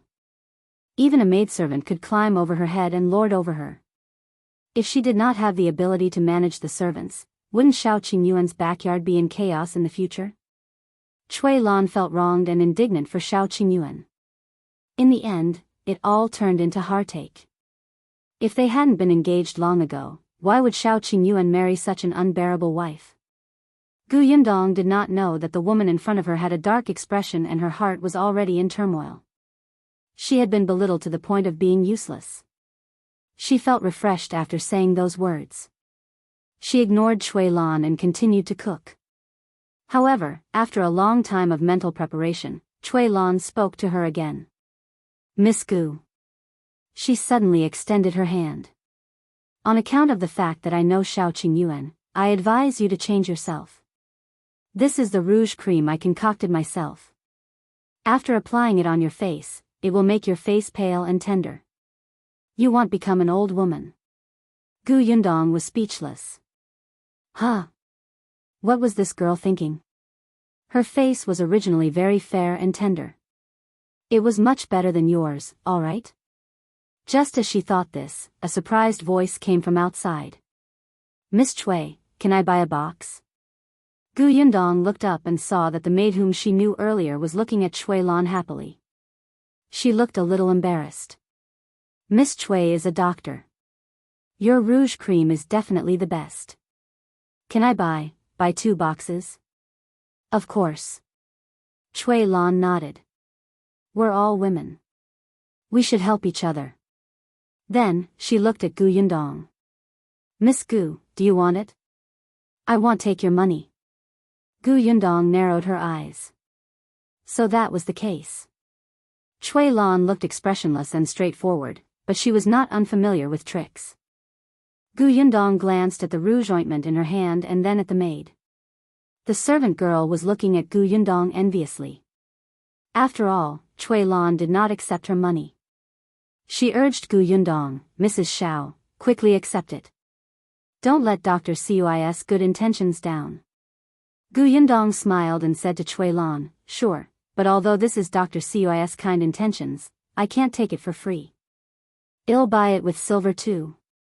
As she spoke, she searched her body but could not find any silver. She was instantly vexed. I didn't bring any silver. I'll go back and get it now. Dr. Chui, wait for me for a while. If you find any errors, ads pop up, ads redirect, broken links, non-standard content, etc., please let us know each report so we can fix it as soon as possible. Chapter 13:17. In that bunch of cow dung with that, Yundong put all the dishes into the food box and walked out of the kitchen. However, just as she stepped out, she suddenly stopped. She turned to look at Chui Lan and said in confusion, by the way, there's a question I've been wanting to ask. What is it? Yundong smiled innocently. Since Dr. Chui knows that I'm married and that my husband's surname is Shao, why do you keep calling me Miss Gu? If you hadn't called me just now, I wouldn't have noticed. I heard that Dr. Cui's family is also a big family in the capital. I've never been to the capital. I don't know if the rules there are different from what I know. Chui Lan's expression suddenly froze, and so did the servant girl, Yuer. Yuer was a maid from a rich family, after all. She knew all the twists and turns. After hearing Yundong's words, the way she looked at Chui Lan changed. What did she mean by the rules in the capital were different? There was no one in the capital who called a married woman Mississippi. They were not her family. Chui Lan tightened her grip on the rouge ointment, but her voice was still cold and emotionless. It was a slip of the tongue. I saw that Mrs. Shao was young and in her prime, so I unknowingly called you Mississippi. I won't do it again in the future. Dr. Chui, why are you saying that I'm young again? You just said that I need your rouge cream to not become an old woman. Chui Lan's face twitched slightly. Was this woman really stupid or was she pretending to be stupid? Women should still take precautions. Yundong was enlightened. She nodded. You're right. Then she left. After leaving, she did not come back. She and Shao Qingyuan ate dinner happily. Shaowen and Tong Shuitao's food were brought to their rooms. After eating and clearing the dishes, Yundong crossed her arms and stared at Shao Qingyuan from head to toe. The latter felt an inexplicable chill run down his spine under her gaze. What's wrong? Yundong snorted. And you say you're not a femme fatale? Yundong narrowed her eyes and said, that Miss Chui is very indignant on your behalf. You're outstanding and capable, while I only know how to cook. She thinks that you're like a fresh flower stuck in cow dung after marrying me. In that pile of cow dung. Shao Qingyuan frowned. She said that about you? I'll look for her. Was there something wrong with this Chui girl that made her wife unhappy? Shao Qingyuan stood up and walked out. Unexpectedly, Yundong suddenly stretched out her leg and pressed it against the door, blocking him. She tilted her head and snorted. What's the hurry? Shao Qingyuan lowered his head and held her ankle with his right hand. He moved it up her calf and carried her to sit on the bed. He hugged her waist and said, You're not cow dung. I am. Without you, I would have been trampled to pieces. Alright, stop talking. She had just finished her meal and did not want to discuss such a smelly topic. Even though she was the one who brought up the cow dung first. If Miss Chui provokes you, I'll go to Imperial Physician Chui and explain. Anyway, we don't have much of a relationship. No need. Yundong only wanted him to make a statement. She would not really blame Shao Qingyuan. Not to mention, I want to see what Miss Chui wants to do. It's a good opportunity for me to practice in advance. Practice? What practice? Shao Qingyuan was puzzled. Yundong smiled and did not answer. If you find any errors, ads pop up, ads redirect, broken links, non-standard content, etc., please let us know each report so we can fix it as soon as possible. Chapter 13:18, coming to the door practicing, of course, was to compete with the girls from these rich families in advance. Based on the current information, Brother Shao's family should be either rich or noble. She did not know if they were easy to get along with. If there was someone difficult to deal with, wouldn't she have to get used to it first? Shao Qingyuan raised his eyebrows, not quite understanding. However, even if Yundong told him not to care about this matter, when Imperial Physician Chui came to visit or invited him to their cabin, Shao Qingyuan still refused. Imperial Physician Chui felt that it was a pity at first, but after a few more times, he became dissatisfied with Shao Qingyuan. He felt that if a young man started to be arrogant and rude without taking his senior seriously, he would probably not be able to go far in the future. As for Yundong, she deliberately did not go to the small kitchen from before and changed to another place to continue cooking. As a result, she did not see Miss Chui for 2 days. On the third day, Miss Chui could not hold back and knocked on Yundong's cabin door. As soon as the door opened, she looked inside. Miss Cui's eyes were filled with disappointment and relief when she didn't see Shao Qingyuan. Yundong stood at the door and saw her expression clearly. Miss Chui, why are you here? Mrs. Shao. Chui Lan took a deep breath and looked at Yundong. Last time, you asked me for rouge ointment, but I didn't see you in the small kitchen. There were many girls who bought rouge ointment these 2 days.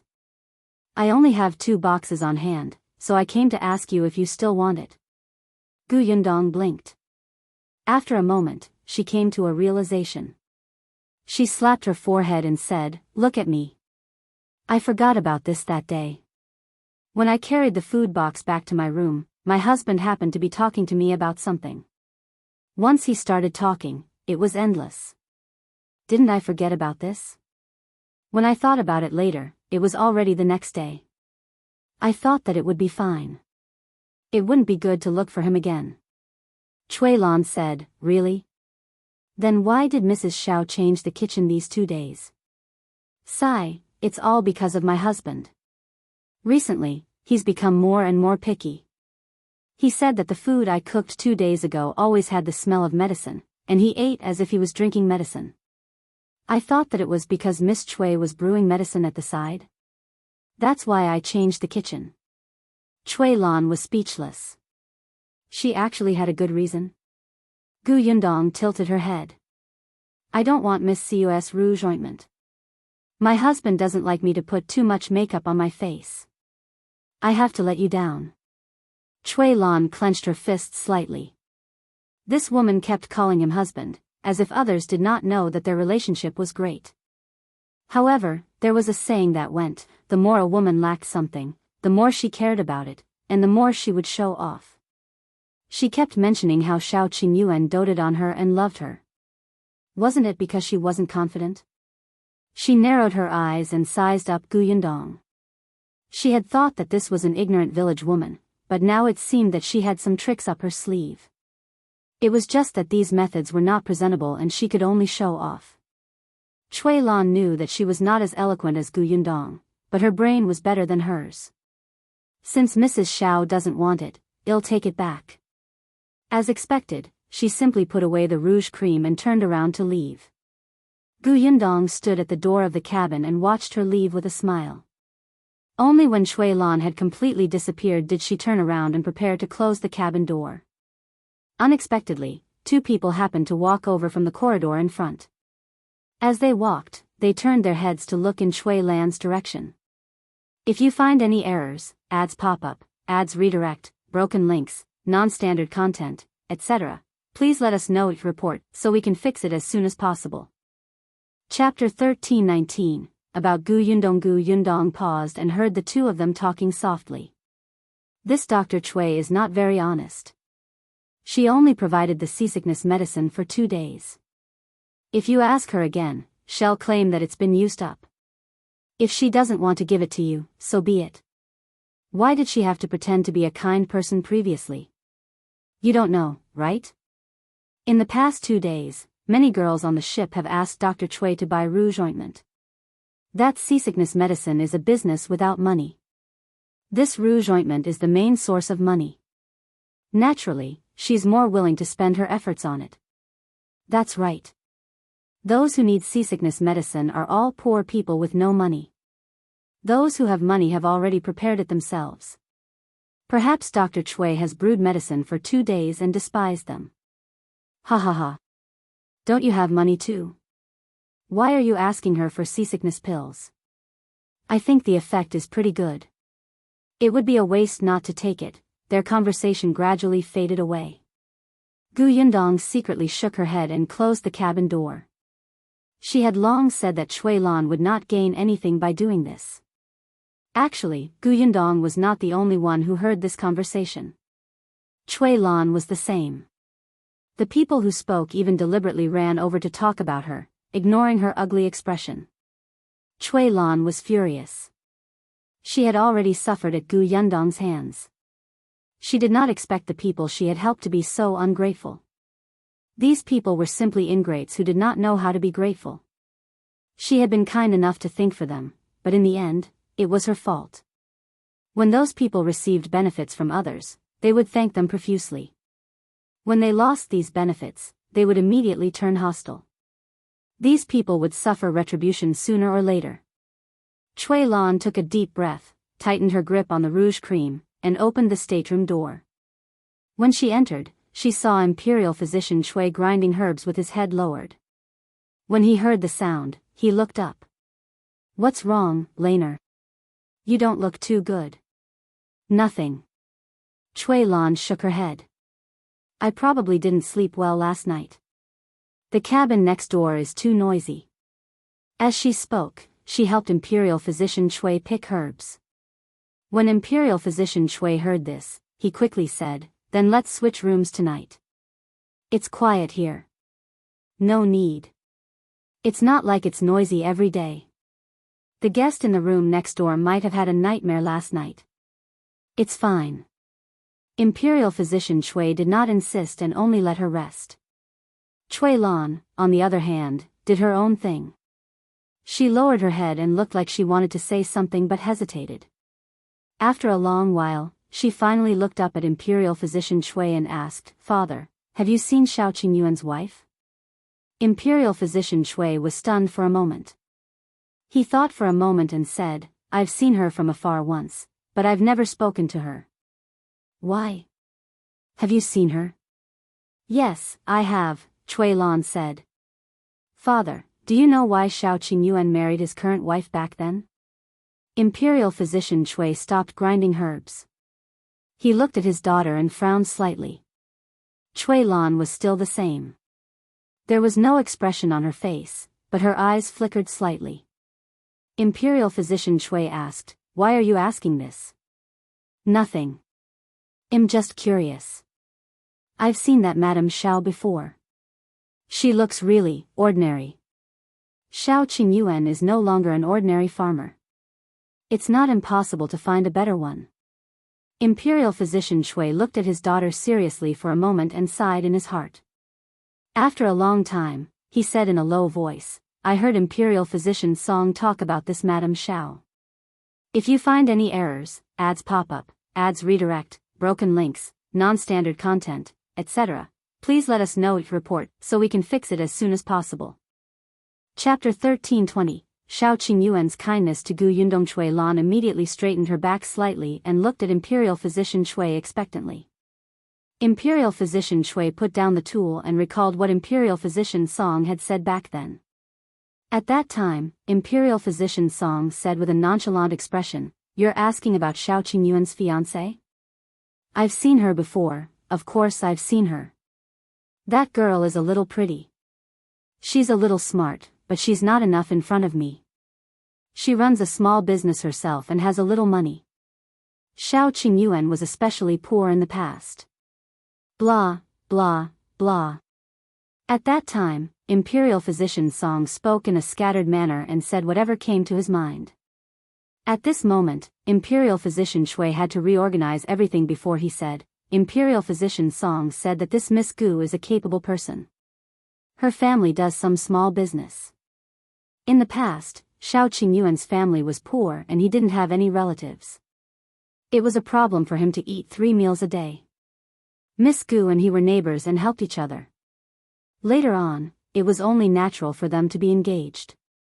I heard that Shao Qingyuan came to the capital to offer the cowpox vaccination method. This Miss Gu supported him wholeheartedly. Cui Lan pondered in her heart as she listened. Shao Qingyuan was very poor in the past and did not have enough to eat. Gu Yundong had helped him a lot.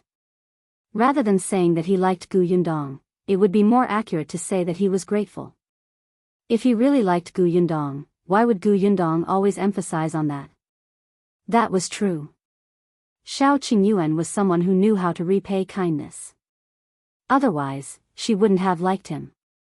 Therefore, it was impossible for Shao Qingyuan to give up on Gu Yundong. He was not a heartless man and would not do such an ungrateful thing. No wonder Gu Yundong had to personally go to the kitchen to cook. This was to remind Shao Qingyuan of her past kindness. Cui Lan frowned and her expression turned even uglier. Therefore, it was impossible for Shao Qingyuan to leave Gu Yundong. Then, what about the other way around? Cui Lan's hands had stopped moving at some point. She sat on the edge of the bed and stared out of the window, seemingly in a daze. Imperial Physician Cui sighed secretly. Later, Shao Qingyuan is already married. No matter what the reason is, he has a wife. You're so outstanding. After returning to the capital, father will definitely choose a good husband for you. Cui Lan suddenly came back to her senses. She immediately stood up and said, I know, father. What good husband? She was just an inconspicuous imperial physician's daughter.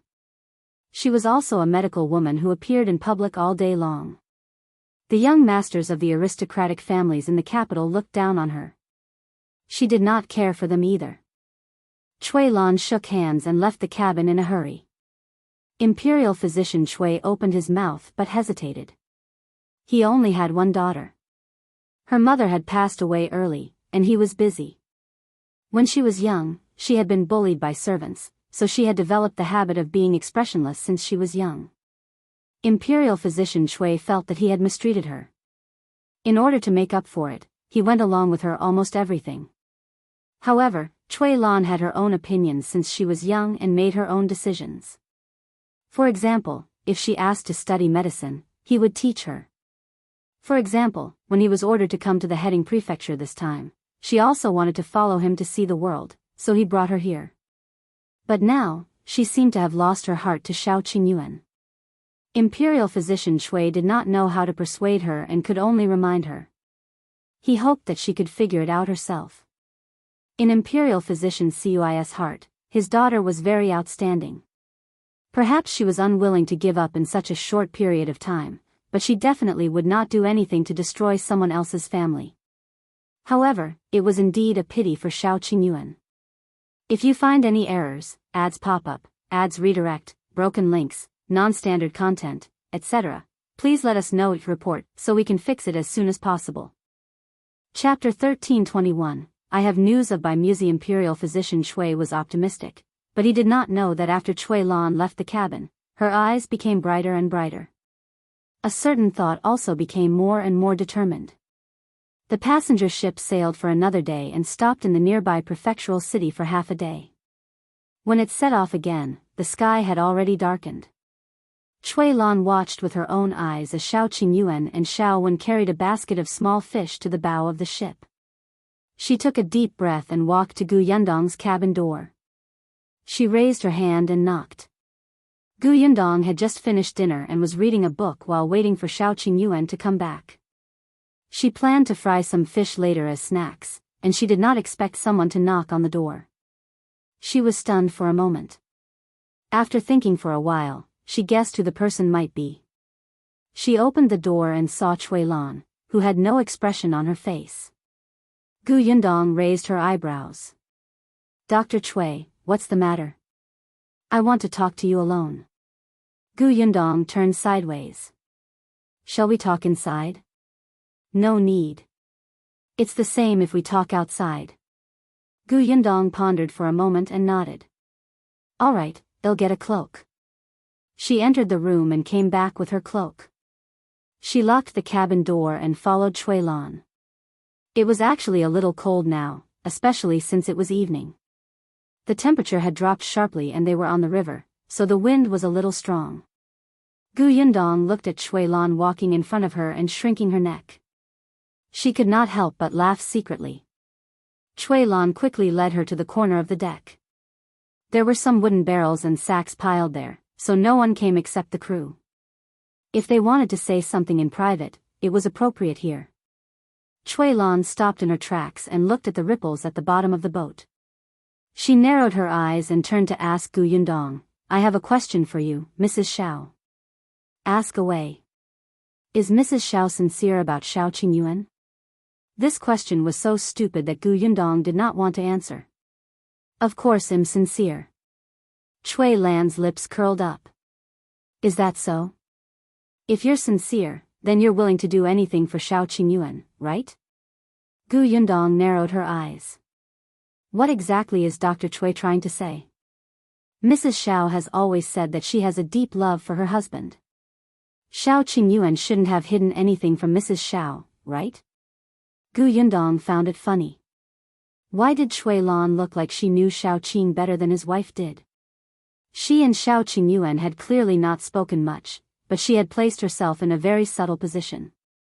Yundong smiled and nodded. "Yes, he doesn't hide anything from me." In that case, Mrs. Shao also knows that Shao Qingyuan is looking for a medicinal herb called by Muzi. Yundong suddenly looked up at her. Her gaze instantly became exceptionally sharp. By Muzi? She did not expect to hear the name by Muzi from Cui Lan's mouth. Of course, she knew that brother Shao was looking for by Muzi. Furthermore, this by Muzi was for her mother. Cui Lan glanced at Yundong and looked away. It seems that Mrs. Shao knows. By Muzi is an extremely rare medicinal ingredient. Mostly, it is used for brain diseases and is very precious. Currently, only a few people in the entire Dajin dynasty have this medicine. Even if someone has this medicine, there are too few people who know about it. It can be said to be priceless. As she spoke, Cui Lan looked at Yundong. Shao Qingyuan really needed this medicine. When he came to the capital, I saw with my own eyes that after he found out about Bai Muzi's whereabouts, he couldn't wait to personally confirm it. Because of this, he was almost killed on the spot as a thief. If you find any errors, ads pop up, ads redirect, broken links, non-standard content, etc., please let us know each report so we can fix it as soon as possible. Chapter 1322, This herb is for me. Yundong was shocked. She did not know about this. Shao Qingyuan had never mentioned it to her after he returned. This idiot had promised that he would not hide anything from her. He had also said that no matter what happened, his life should be the top priority. However, Cui Lan was not done speaking. There was a noble in the capital who looked down on Shao Qingyuan. When he found out that Shao Qingyuan was looking for Bai Muzi, he specially released the news that he had this medicinal herb and could sell it to Shao Qingyuan at a high price. The condition was that Shao Qingyuan had to be his slave for a year. Shao Qingyuan agreed without hesitation. Although that noble later found it boring and did not continue to joke like this, it was true that Shao Qingyuan was willing to be someone's slave for Bai Muzi. Yundong's expression turned ugly. Shao Qingyuan, you actually hid this from me. Seeing her like this, Cui Lan's lips curled up slightly. However, she quickly calmed down. She looked at Yundong. It seems that Mrs. Shao doesn't know about these things. I thought that husband and wife would be honest with each other about everything. Yundong suppressed the surging emotions in her heart and looked at Cui Lan coldly. Her patience was disappearing bit by bit. From what you're saying, you seem to know about Muzi. Cui Lan nodded.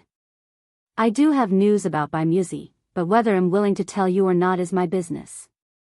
What can I do for you to reveal Muzi's whereabouts? Cui Lan said, you must leave Shao Qingyuan. Huh? Although Yundong had guessed that this was probably the result, she did not expect her to say it so shamelessly. You know how badly Shao Qingyuan wants this herb. He's such a proud person, but he didn't hesitate to be a servant for this herb. It can be seen how important this herb is to him. It's so important that he's willing to pay any price. If you treat him sincerely, you should help him. As long as you leave him, he'll offer this herb with both hands. Yundong was a little tired of this condition. Cui Lan said, they'll give you 2 days to consider. Actually, think about it carefully. Even if you don't leave Shao Qingyuan, as long as I say that I have news of Muzi, I think he will agree to any of my requests, including leaving you. If that's the case, why did you come to me instead of looking for him? I just want you to be more dignified. You can naturally tell which is better for you, being abandoned or giving up. It would be strange if Yundong believed her. Cui Lan liked Shao Qingyuan, but she wanted to leave a good impression on him, so she wanted to start with her. This was clearly an extremely disgusting act. Yundong narrowed her eyes and looked at Cui Lan's condescending gaze, who felt that her existence was hindering Shao Qingyuan's future. She could not help but want to slap her. Mrs. Shao, think about it carefully. If there are any problems, you can come to me. Perhaps I can give you some ideas. After Cui Lan finished speaking, she wanted to turn around and return to the cabin. But just as she turned around, Yundong's voice came from behind. Cui Lan. She did not call her Dr. Cui anymore. Then do you know why Shao Qingyuan is so desperate for this herb? Cui Lan turned around and saw Yundong's mocking smile gradually deepen. She heard her say word by word, because this herb is for me. If you find any errors, ads pop up, ads redirect, broken links, non-standard content, etc., please let us know each report so we can fix it as soon as possible. Chapter 13:23, pushing Yundong into the water. Cui Lan suddenly raised her head and widened her eyes. She looked at Yundong, who was laughing at her, in disbelief. She shook her head. Impossible. If you don't believe me, you can ask my husband. The disdain in Yundong's eyes became even more obvious. Why don't you think about it? Why would Shao Qingyuan want that medicinal herb? You also said that he was alone. Who did he give that medicinal herb to? For himself? Or for his own medicinal herb shop? But have you ever seen a medicinal merchant willing to give his life for a medicinal herb? Cui Lan took a step back, her face pale. That's right, she didn't expect this. She actually didn't expect this. Yundong laughed. Now, do you understand how much my husband values me? If I leave him, your medicine will be useless to him. Cui Lan's breathing quickened. She stared fixedly at Yundong, as if she wanted to see any signs of lying on her face. But she did not. Yundong's eyes were filled with contempt and confidence. She was not afraid of anyone asking Shao Qingyuan. She was not afraid of this threat at all. Cui Lan's fingers dug into her palms, almost causing her to bleed. She suddenly thought of something and said, in that case, you're the one who wants Muzi. Alright, if you leave Shao Qingyuan, he'll give Muzi to you. Was she trying everything she could in a moment of desperation? Yundong shook her head in amusement. Do I look like such an idiot? Yundong could not be bothered to talk to her. She turned around and was about to return to the cabin. Unexpectedly, just as she turned her head, she felt a gust of wind behind her. Gu Yundong turned her head abruptly and saw Cui Lan reaching out to push her with a ferocious expression. Gu Yundong narrowed her eyes and shifted her feet. She grabbed the wooden bucket beside her with one hand and Cui Lan with the other, throwing her out of the deck. Ah! Cui Lan screamed, her eyes filled with fear. The next moment, she realized that her entire body was suspended on the edge of the ship. The only thing that kept her from falling was Gu Yundong's hand. Cui Lan trembled in fear. She could only hold Gu Yundong's hand tightly and shout in a trembling voice, "Pull me up! Pull me up!" Gu Yundong lay on the deck, her right foot hooked onto the hemp rope not far away. Her expression was leisurely and she was not in a hurry at all. "Pull you up?" Gu Yundong sneered. "You want to push me into the water, you want to kill me, and now you expect me to pull you up? Do you think I'm a good person who repays evil with kindness? I didn't do it on purpose. I just slipped. I didn't want to harm you." Cui Lan hurriedly denied. She had been impulsive just now. It was really uncomfortable to be hanging like this.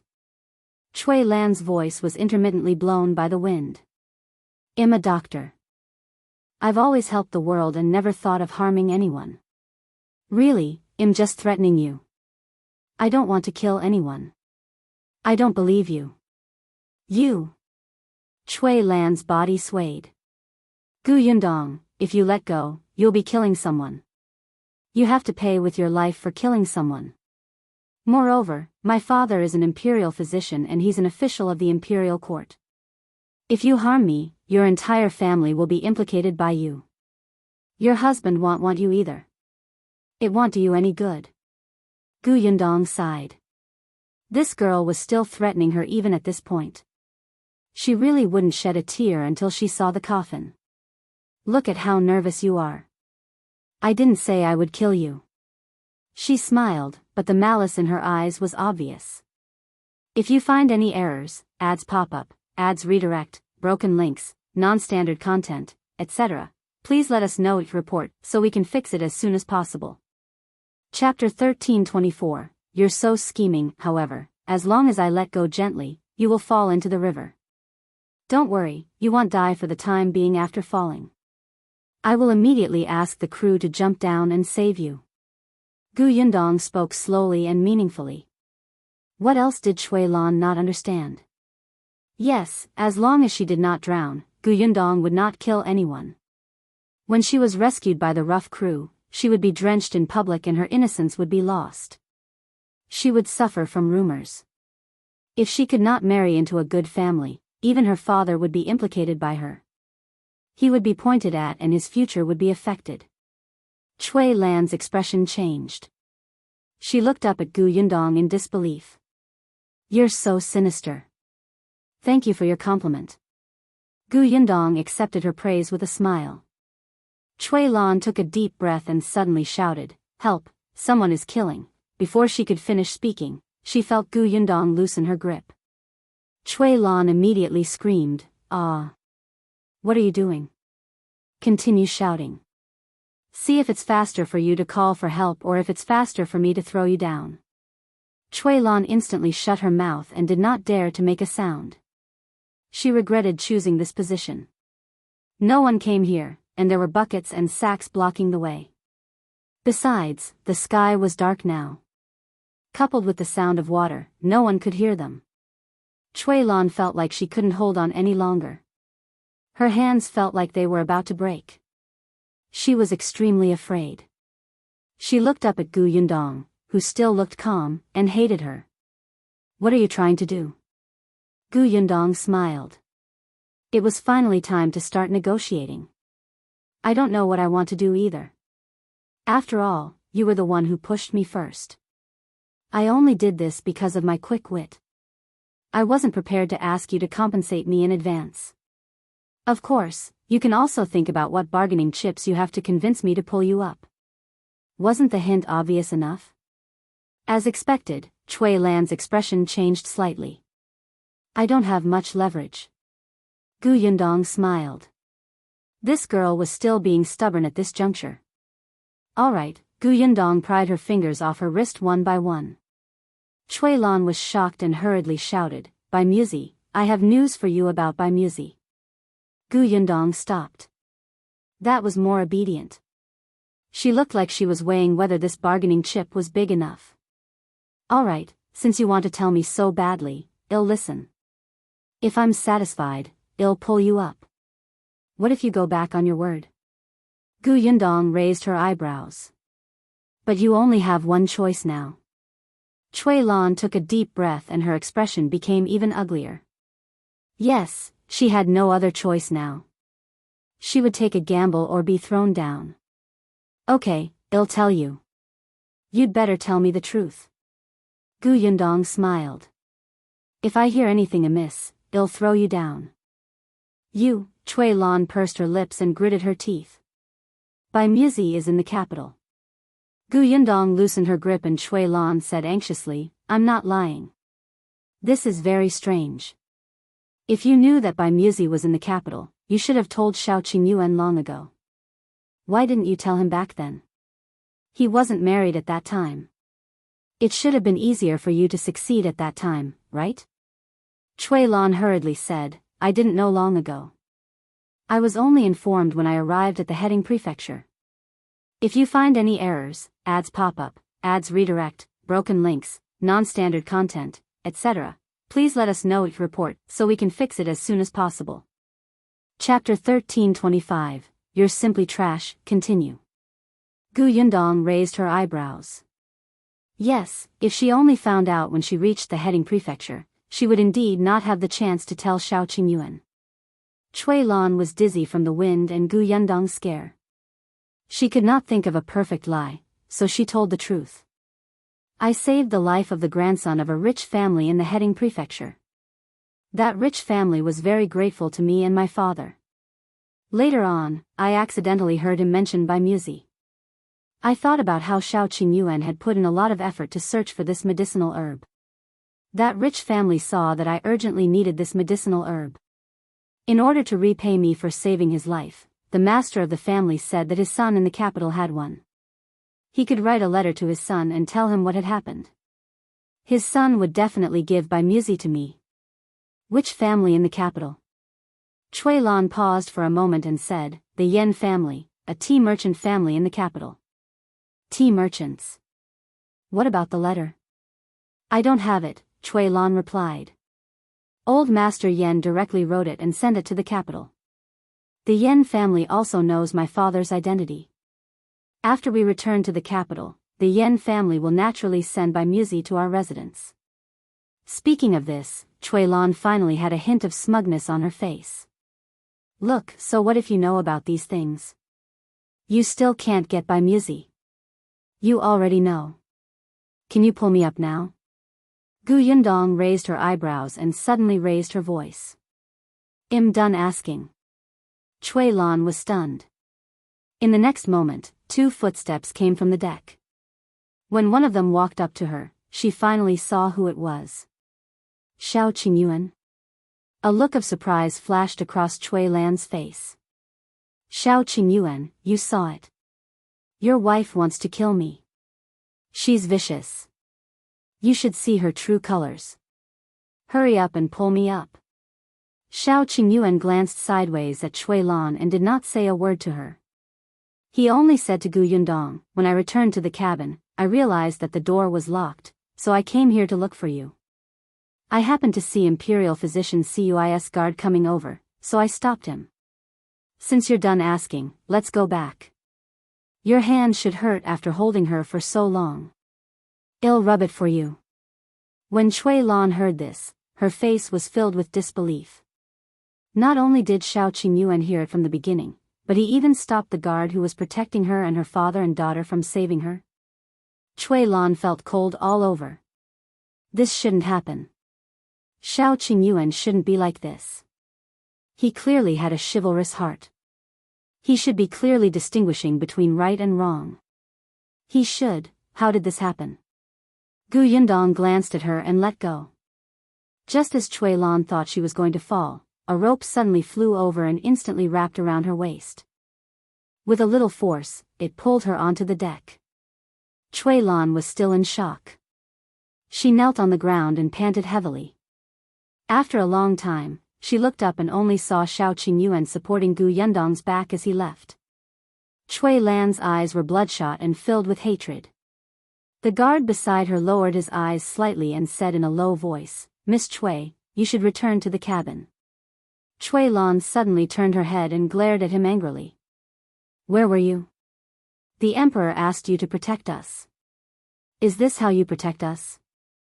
Qingyuan stopped you just like that. You're simply useless." The guard narrowed his eyes and said coldly, "I'm under orders to protect Imperial Physician Cui, not you." With that, he turned around and left. He was an Imperial Guard and was only temporarily acting as Imperial Physician Cui's guard.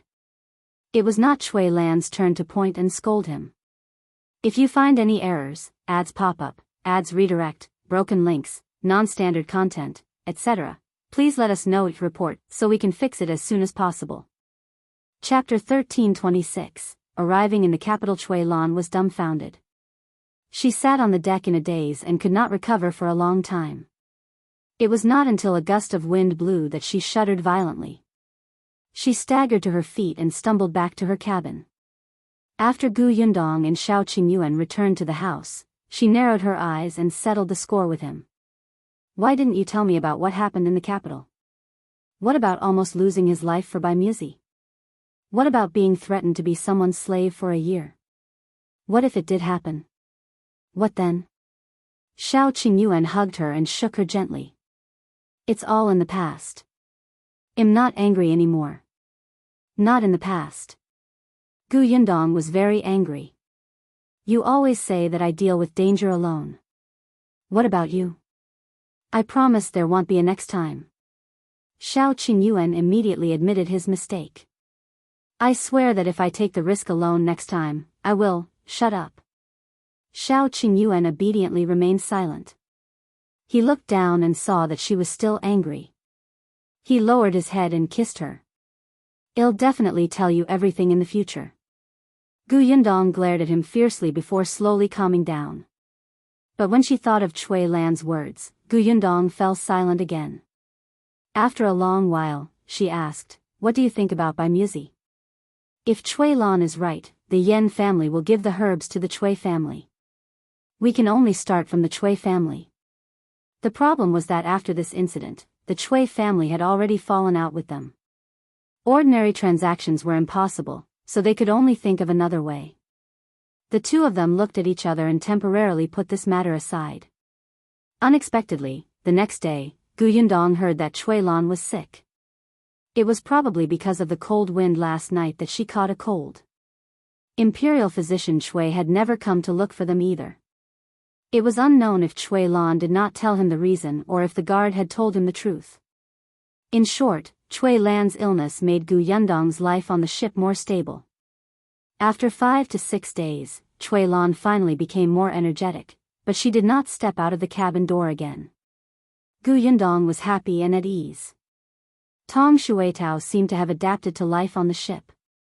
Her expression gradually improved and she could go out to do things. When she heard about the matter between Yundong and Cui Lan, she was especially angry and regretful. She could not stand beside Miss and help her kick that B*TCH into the river. After another 10 days, the passenger ship finally arrived at the port. Pumen Port was a port 50 miles away from the capital. From here, one had to take a carriage for half a day to enter the city. When the passenger ship stopped, it was not long after dawn. Shao was the first to get off the ship and hire a carriage. He moved the things in the cabin to the carriage first. In any case, they did not have many things left after using up a lot of stuff during the trip. Yundong kept everything that could be hidden in her space. When they got off the ship, they happened to see Imperial Physician Cui coming out of the cabin with Cui Lan. When she saw Yundong and Qingyuan, Cui Lan's expression turned ferocious. She quickly turned around and followed Imperial Physician Cui down the deck. "Looks like Cui Lan doesn't have any improper thoughts about you. It's just that she seems to hate you because of love. It's better to hate me." Yundong could not help but laugh and followed him down the deck. After getting on the carriage, the group headed straight for the capital. It was not until evening that they entered the city gate. It was already a little late, so the few of them found an inn to rest. If you find any errors, ads pop up, ads redirect, broken links, non-standard content, etc., please let us know each report so we can fix it as soon as possible. Chapter 1327, Buying a House in the Capital. The atmosphere in the capital was indeed different from other places. At night, the streets were still lively. Even on such an ordinary day, there was still a night market. However, according to Shao Qingyuan, the night market in the capital was opened within the specified range and time. It was not completely free. Yundong and the others rested at the inn for the night. The next morning, they set off to look for a house. Of course, it was Yundong and Shao Qingyuan who did it. Shao and Tong Shuitao were sent by Shao Qingyuan to inquire about the Yan family. Shao had followed Shao Qingyuan to the capital before and was quite familiar with it. After they left, Yundong and Xiao Ling went to look for the broker. There were many brokers in the capital.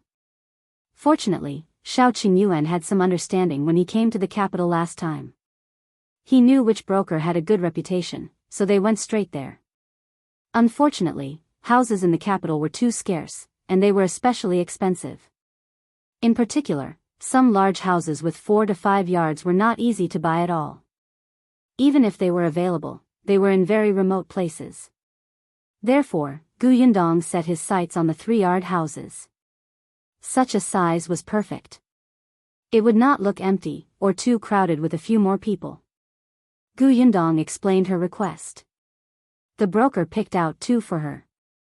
Yundong followed him to look at the 2 houses. One was in Hetai Alley, which was relatively close to the downtown area. It was a little noisy, but it was very convenient to go anywhere. There was another one on Jianghu Street. This place was considered quiet, but the broker said honestly that there were several families in this area who had mistresses here. Speaking of benefits, most of the mistresses were from powerful and rich families. If she accidentally bumped into them later, she might even get to know some big shot. But Yundong and the others did not need such an opportunity. There were many mistresses, and there was also a lot of trouble. Therefore, Yundong finally chose the house on Hetai Alley. The house here was relatively old. Many of the older generation lived here. Occasionally, a few officials with low official positions would buy the house here. Yundong asked for the price, and the broker gave her the real price, 6,000 taels. Yundong's heart ached terribly. The housing prices in the capital were simply unbelievable. A house with 3 yards cost 6,000 taels. As for the 4 courtyard and 5 courtyard houses, they cost almost 10,000 taels. If there was something bigger, it would cost at least 20,000 to 30,000 taels. There were indeed many rich people in the capital. Yundong sighed and took out the silver with heartache. That person was also very fast. In the afternoon, he found the owner of the house to sign the deed with them and registered with the government. This house was hers. After coming out with the warm deed, Yundong looked up at the plaque above her head and said to Shao Qingyuan, "I have to change this plaque to Shao residence later. That will be much more pleasing to the eye. Well, find someone to replace it tomorrow." Shao Qingyuan looked at her and the 2 of them laughed. "We still have to get someone to clean the house tomorrow. We also have to buy some things. When the time comes, we can move in directly. The greatest benefit is that this place is quite close to the shop Nye Shuang bought. When the house is ready, well, go to the shop to take a look." The 2 of them chatted as they returned to the inn. It was already very late. Shao and Tong Shuitao were already waiting for them. After entering the room, the 4 of them ate something first before Shao began to talk about the situation of the Yan family. If you find any errors, ads pop up, ads redirect, broken links, non-standard content, etc., please let us know each report so we can fix it as soon as possible. Chapter 1328, Second Master Yan. The Yan family is indeed in Heading Prefecture. Master Yan, who is in the capital now, is the second son of the Yan family. He's 35 years old and is in charge of the business in the capital. Shao told him everything he had found out. This Master Yen was called Yenihai and had been in the capital for many years. The grandson of the Yen family that Cui Lan had saved was the son of the eldest master of the Yen family, the nephew of Yenihai. When Gu Yundong heard this, she could not help but knock on the table. This is interesting. First Master Yan's son has been saved, but he wants second Master Yen to pay. Will he agree? How's the relationship between the two branches of the Yen family? Shao Wen chuckled. Madam is right. On the surface, the two brothers of the Yen family are indeed loving brothers. However, I specially asked around and found that this second Master Yen hasn't returned to Heading Prefecture for 2 years. However, his wife and children have gone back to visit the old man. Gu Yundong looked at Shao Qingyuan. Do you think Yenihai will willingly give by Muzi to the Cui family? Mostly not. So, we still have to start with the Yen family? Shao Qingyuan nodded. However, since old Master Yen wrote a letter to Yenihai, even if it's for show, Yenihai won't openly disobey his father's orders. We still have to find out what he wants to do. Gu Yundong nodded. In fact, she felt that the possibility of getting by Muzi from the Yen family was higher than getting it from the Cui family. After all, Cui Lan had a grudge against them. After talking about Yenihai, Gu Yundong looked at Tong Shuitao. Where's Qin Wenjing? Lord Qin isn't in the capital. She had gone out today to find out about Qin Wenjing and Imperial Physician Song. Not in the capital? Tong Shuitao nodded. I heard that Mr. Qin went out to the capital to do something. I don't know when he'll be back. Mrs. Qin and Miss Qin are at home, but I heard that Miss Qin has been sick recently, so the Qin residence closed its doors and refused guests. Since that was the case, Gu Yundong would not disturb them. Imperial Physician Song has been in the palace for the past 2 days. I don't know the exact situation. She couldn't find out what was going on in the palace. Gu Yundong nodded to show that she understood. In any case, she had many things to do. It would not be too late to look for them after everything settled down. When Shao Wen and Tong Shuitao heard that they had already bought a house, they looked very excited. The next day, they happily ran to clean the house. However, the house was a 3-courtyard house. It was still a little big. Just the two of them were still too few. Gu Yundong inquired around the house and found 3 women to help tidy it up. She and Shao Qingyuan walked around the streets, planning to buy some things. This was Gu Yundong's first time in the capital. The streets in the capital were wider and more prosperous than in the Xuanhe prefecture. The main road in front of him could accommodate 4 carriages riding side by side. Gu Yundong looked at the shops along the street and walked over. They needed to buy a lot of things and had little time, so they did not have much chance to shop. They basically went straight to their destination. Beds, tables, chairs, and other furniture were needed.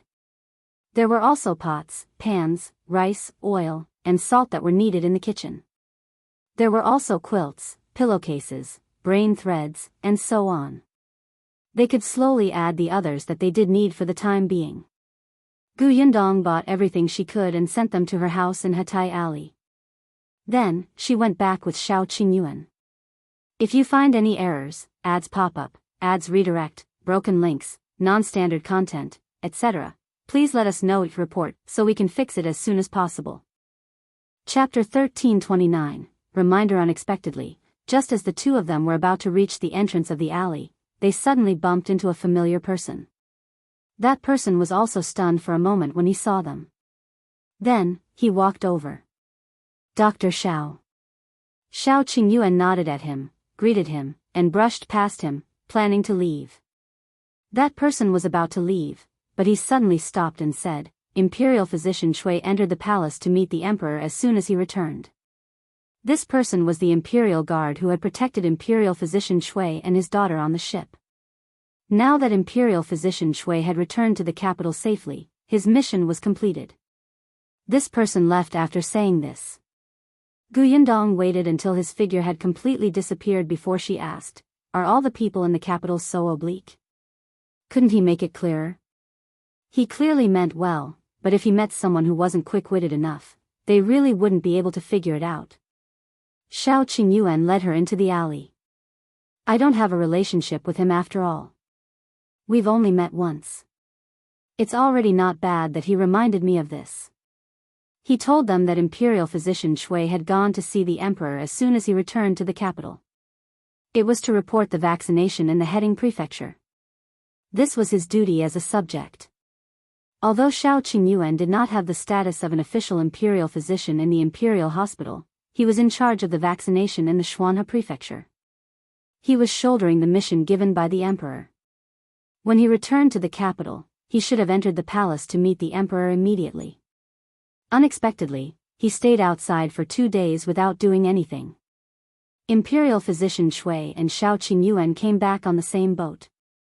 The emperor must have known that he had been in the capital for 2 days. If he delayed any longer, no matter how good the emperor's temper was, even if he knew that he did not know the rules of the imperial court and did not mind, others would be dissatisfied and report Shao Qingyuan. Are you going to the palace tomorrow? Gu Yundong asked. Shao Qingyuan nodded. I do plan to enter the palace tomorrow. With his status, it was not enough for him to meet the emperor directly.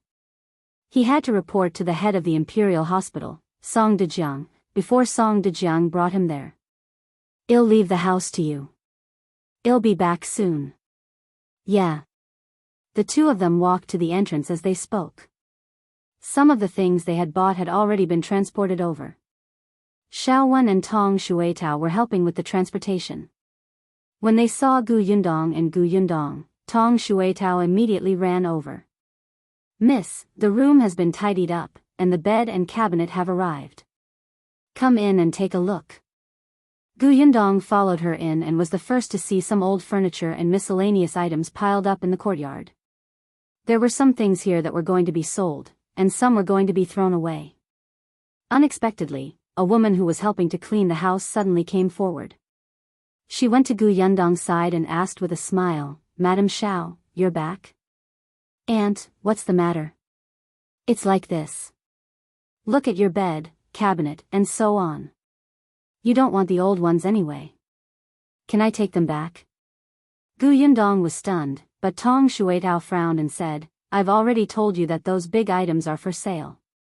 Sai, look at what you're saying. Those things are all damaged. Otherwise, how could the previous owner bear to leave them behind? You just came to the capital and don't know the market in the capital. These things are not worth much money. As soon as the woman finished speaking, another woman behind her pulled her back. All right, stop talking.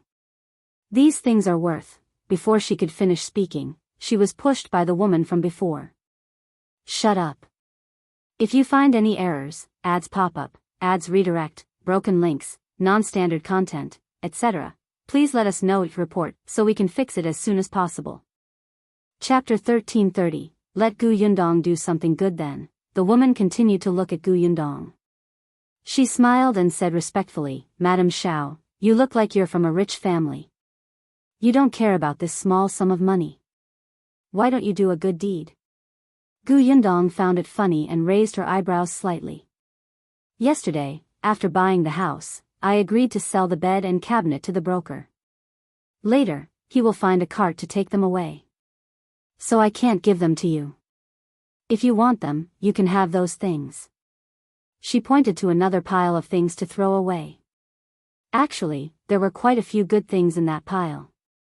For example, the damaged stools and chairs, as well as the cages and cabinets that had been bitten by rats. These were all ordinary wood things that could not be sold for much money. It was better to chop them up and burn them as firewood. However, if others took a fancy to it, they could naturally pull them away. Gu Yundong had some money now, so she would not mistreat herself if she could use good stuff. If she was still as poor as before, she would definitely move everything back home like a mouse. Unexpectedly, the auntie from before said with a look of disdain, these are all broken. They can't be used at all. Why should I bring them back? Gu Yundong smiled. Then forget it. She raised her voice and called Tong Shuitao over. I think the work is almost done. Let's settle the salary for the ants. The woman wanted to say something, but when she saw Shao Qingyuan, who seemed tall and cold, enter, she immediately stopped talking. However, she still looked at those things unwillingly and muttered something. Tong Shuitao quickly gave her money and sent her away.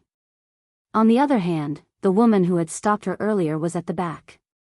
After thinking about it, she hurriedly ran back and asked Yundong in a low voice, "Madam Shao, do you really not want those over there?"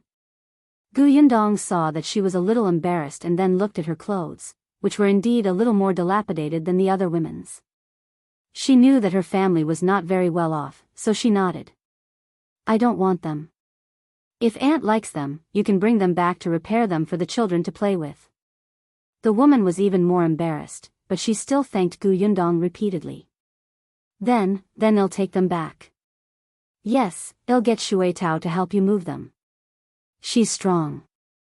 The woman wanted to refuse, but Tong Shuitao had already run over quickly and pulled the woman to see something. When the woman was done, Yundong had basically cleaned up everything and got rid of the things she could throw and burn. Later on, the broker found a few people to transport the large items away. Those things were not worth much, only 5 taels of silver in total. Yundong took the money to the market next door to buy some chicken, duck, and fish. At night, they cooked a sumptuous dinner. Although there were only 4 of them, they still had to celebrate the housewarming. Yundong was still not used to sleeping in her new home. She only fell asleep after a long time at night. The next day, she woke up late. When she got up, Shao Qingyuan was already not at home. He had left with Shao Wen. Yundong slowly got up and washed up before bringing Tong Shuitao out. They planned to go to the shop Nie Shuang bought today to take a look. Holding the address Nie Shuang had given her, Yundong strolled towards the shop. However, halfway through, a carriage suddenly passed by her. If you find any errors, ads pop up, ads redirect, broken links, non-standard content, etc., please let us know it report so we can fix it as soon as possible. Chapter 1331, Cui Lan goes to the Yen residence. Yundong turned her head slightly and saw the person sitting in the carriage. Was this fate? Tong Shuitao also saw it and asked softly, "Miss, that was Miss Cui just now, right?" "Yes." Yundong nodded.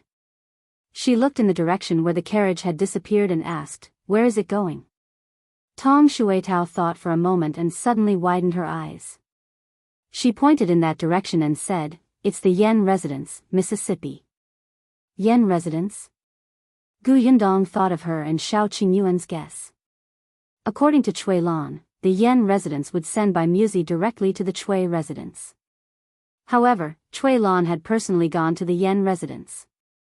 Could it be that, as they had guessed, Second Master Yen did not want to give by Muzi to them, so he did not send him over? After all, Imperial Physician Cui and the others had been back for 2 days. Yundong immediately became excited and hurriedly said to Tong Shuitao, "Let's go to the Yen residence to take a look." "Miss, we can't enter." "Who said we're going in? Let's find a place nearby to sit and see if Cui Lan can get by Muzi." Tong Shuitao nodded repeatedly and immediately led Yundong to the Yen residence. The Yen residence was located in a rather prosperous area in the capital. The Yen family was in the tea business and was a big family, so the house was built big and rich. Sure enough, Yundong found a tea shop nearby. The shop was diagonally opposite the entrance of the Yen residence. She ordered 2 pots of tea and waited with Tong Shuitao while listening to gossip. Needless to say, there was a lot of gossip outside the Yen residence that was about the Yen family. Master Yan's youngest daughter rarely comes back after she gets married, right? She's just a concubine's daughter. Her life in the Yen family was difficult. Now that she's finally married to a good husband and is living a good life, why would she come back? I don't think so. Think about how this concubine's daughter married her husband back then. I heard that she didn't have a good life in her in-laws' family. Yes. I think I heard that the main wife's daughter of the Yen family took a fancy to her husband and was intercepted by this concubine's daughter. Therefore, this concubine's daughter was raised to be petty and ruthless. She specially did such shameless things. No way. That concubine's daughter of the Yen family is very timid. How dare she intercept her legitimate sister? The rumors were getting more and more unreliable. Someone asked the boss of the tea shop what happened. After all, he had opened a shop in front of the Yen family for a long time. The boss did not seem to intend to answer at first. He did not want to offend the Yen family. However, when he heard that the rumors were getting more and more ridiculous, for some reason, he still said, "Second Miss Yen is pitiful enough. Don't ruin her reputation anymore. Have some respect." Yundong could tell that this concubine's daughter had a hard time in the Yen family. As for how she married her current husband, there might be an inside story. Just as he was thinking, another carriage suddenly stopped outside the Yen residence. Someone alighted from the carriage and was helped into the side door by a maidservant. The tea shop immediately became lively. "Isn't that the second daughter of the Yen family?" "Yes, yes, yes. It's the second daughter of the Yen family. Didn't everybody say that she hadn't returned to her mother's house for a long time? Why is she back today? Her mother is still in the Yen family. How can she never come back? I don't see her husband." Yundong was sitting far away, so she could only see the side of the woman's face, which was delicate and pleasant looking, but she looked a little weak. If you find any errors, ads pop up, ads redirect, broken links, non-standard content, etc., please let us know each report so we can fix it as soon as possible. Chapter 1332. Something happened to the Yen residents. The customers in the shop began to discuss again. However, perhaps because of what the shop owner had said just now, the discussion about second Miss Yen slowly stopped and they began to talk about other things in the Yen family. Yundong pricked up her ears and listened. She accepted some information, and was also speechless when she heard about the privacy of some servants. However, it was said that Yen Yihai's wife was shrewish and a little greedy. As for Yen Yihai, one of them often played the good cop and the other played the bad cop. In the end, Yen Yihai's reputation as a smooth, capable, and easy-to-talk-to businessman was created. Yundong smiled and shook her head. There were so many things to do in this rich family, and they seemed a little complicated. She listened with interest, but the door of the Yen residence had not been opened since second Miss Yen entered. It was not until noon that the side door suddenly opened and a servant from the Yen residence rushed out. Yundong narrowed her eyes and watched the servant run away in a panic. After an unknown period of time, the servant returned anxiously with another person. When Yundong saw that person, she suddenly stood up and craned her neck to look over. Imperial Physician Shui? That servant actually called Imperial Physician Shui over. Not only that, but that servant was also carrying Imperial Physician Cui's medicine box on his shoulder. Something happened to the Yen residence? Yundong scratched her ears and cheeks. She wanted to know what was going on inside, but she could not get in. What a headache. Not only her, but other guests also saw this scene and could not help but ask curiously, what happened to the Yen family? That's Imperial Physician Shui, right? Someone stood up. Hee, I'll ask around. Yundong looked at that person with a burning gaze, and that person quickly left. Yundong was still sitting there, waiting for them to come back. Unfortunately, it was as if this person was gone. After a long time, he did not appear. 2 hours later, the door of the Yen residence opened again, and 2 people came out. Yundong took a closer look. Wasn't this Imperial Physician Shui and Shui Lan? They were sent out by the butler of the Yen residence. The butler's expression was very strange. Although he seemed respectful, there was a hint of anger. However, in the face of Imperial Physician Shui, he still looked considerate and cupped his hands to bid them farewell. Both father and daughter did not look too good. Shui Lan's eyes were red. She gritted her teeth and was called by Imperial Physician Shui twice before getting into the carriage. Yundong tapped her fingers on the table and watched as their carriage went further and further away. Only then did the butler of the Yen residence snort coldly. With a flick of his sleeve, he strode back to the residence. This scene confused everyone. At this moment, the customer who had said that he was going to investigate returned with an excited smile on his face. As soon as he sat down, someone asked him, "How was it? What happened to the Yen residence? Why were you gone for so long?" That person held the tea bowl and drank a big bowl of water. Then, he wiped his mouth and said, "Sigh, do you think it's so easy to find out about the Yen residence? I have to find my brother first. My brother looks for his brother. His brother still has to find his lover, who looks for her sister who has a lover, and then, all right. Hurry up and tell us what happened." Someone interrupted him and urged him impatiently. Only then was that person satisfied. He chuckled and said, "You will never imagine how bold that girl from Imperial Physician Cui's family is. If you find any errors, ads pop up, ads redirect, broken links, non-standard content, etc., please let us know each report so we can fix it as soon as possible." Chapter 1333, This move is wonderful, how serious? That person said mysteriously, Miss Chui sent an invitation to the Yen residence to visit the eldest daughter of the Yen residence. Not far away, the tea shop owner was also listening attentively, but when he heard this, he felt a little strange. When did this Miss Chui become so close to Miss Yen?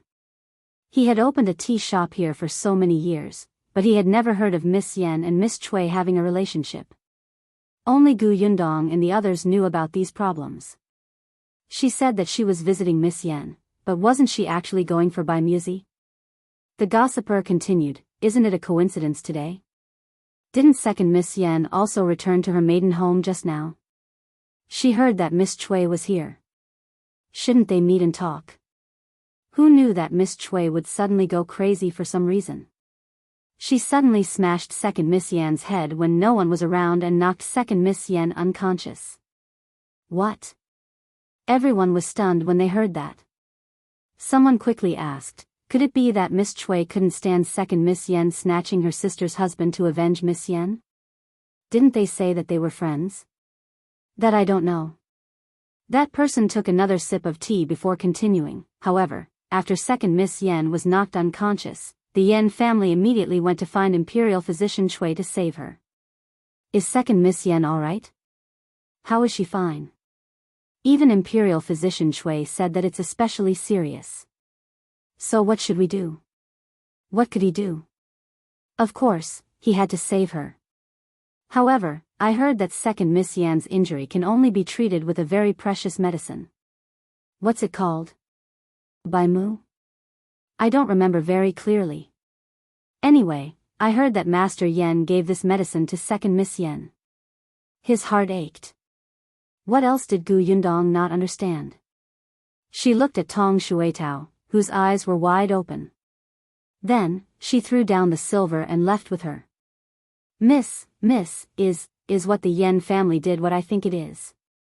What do you think? Gu Yundong smiled. She knew it. How could second Master Yen bear to use good medicinal herbs to pay a nephew who was not close to him? This was a brilliant move. He would wait for Chui Lan to come to his door and call his concubine's daughter, who was not doted on much, home. He would let Chui Lan personally smash her head and find Imperial Physician Chui to diagnose her. Imperial Physician Chui said that Bai Muzi had to be used to save her, and the Yen family happened to have such a Bai Muzi that they wanted to give to the Chui family. Imperial Physician Chui had no other choice. It was Chui Lan who smashed the person. Could it be that he wanted his daughter to become a murderer? Therefore, Chui Lan could not take Bai Muzi away. She could only give it to the second daughter of the Yen family. However, Bai Muzi would definitely not be used. Otherwise, why would Yen Yihai spend so much effort? As for how the Yen family operated, how to get Chui Lan to do it, how to ensure that second Miss Yen had to use Bai Muzi to save her life, and how to deceive Imperial Physician Chui, only the Yen family knew. Among them, the most innocent person was probably that second Miss Yen. She had not been back to her parents' house for a long time. She did not expect such a big show to be waiting for her the moment she returned. Gu Yundong sighed secretly and walked home. It was already so late, so she could only go to the shop tomorrow. From the looks of it, she indeed had to think of ways to get this Bai Muzi from the Yen family. If you find any errors, ads pop up, ads redirect, broken links, non-standard content, etc. Please let us know your report so we can fix it as soon as possible.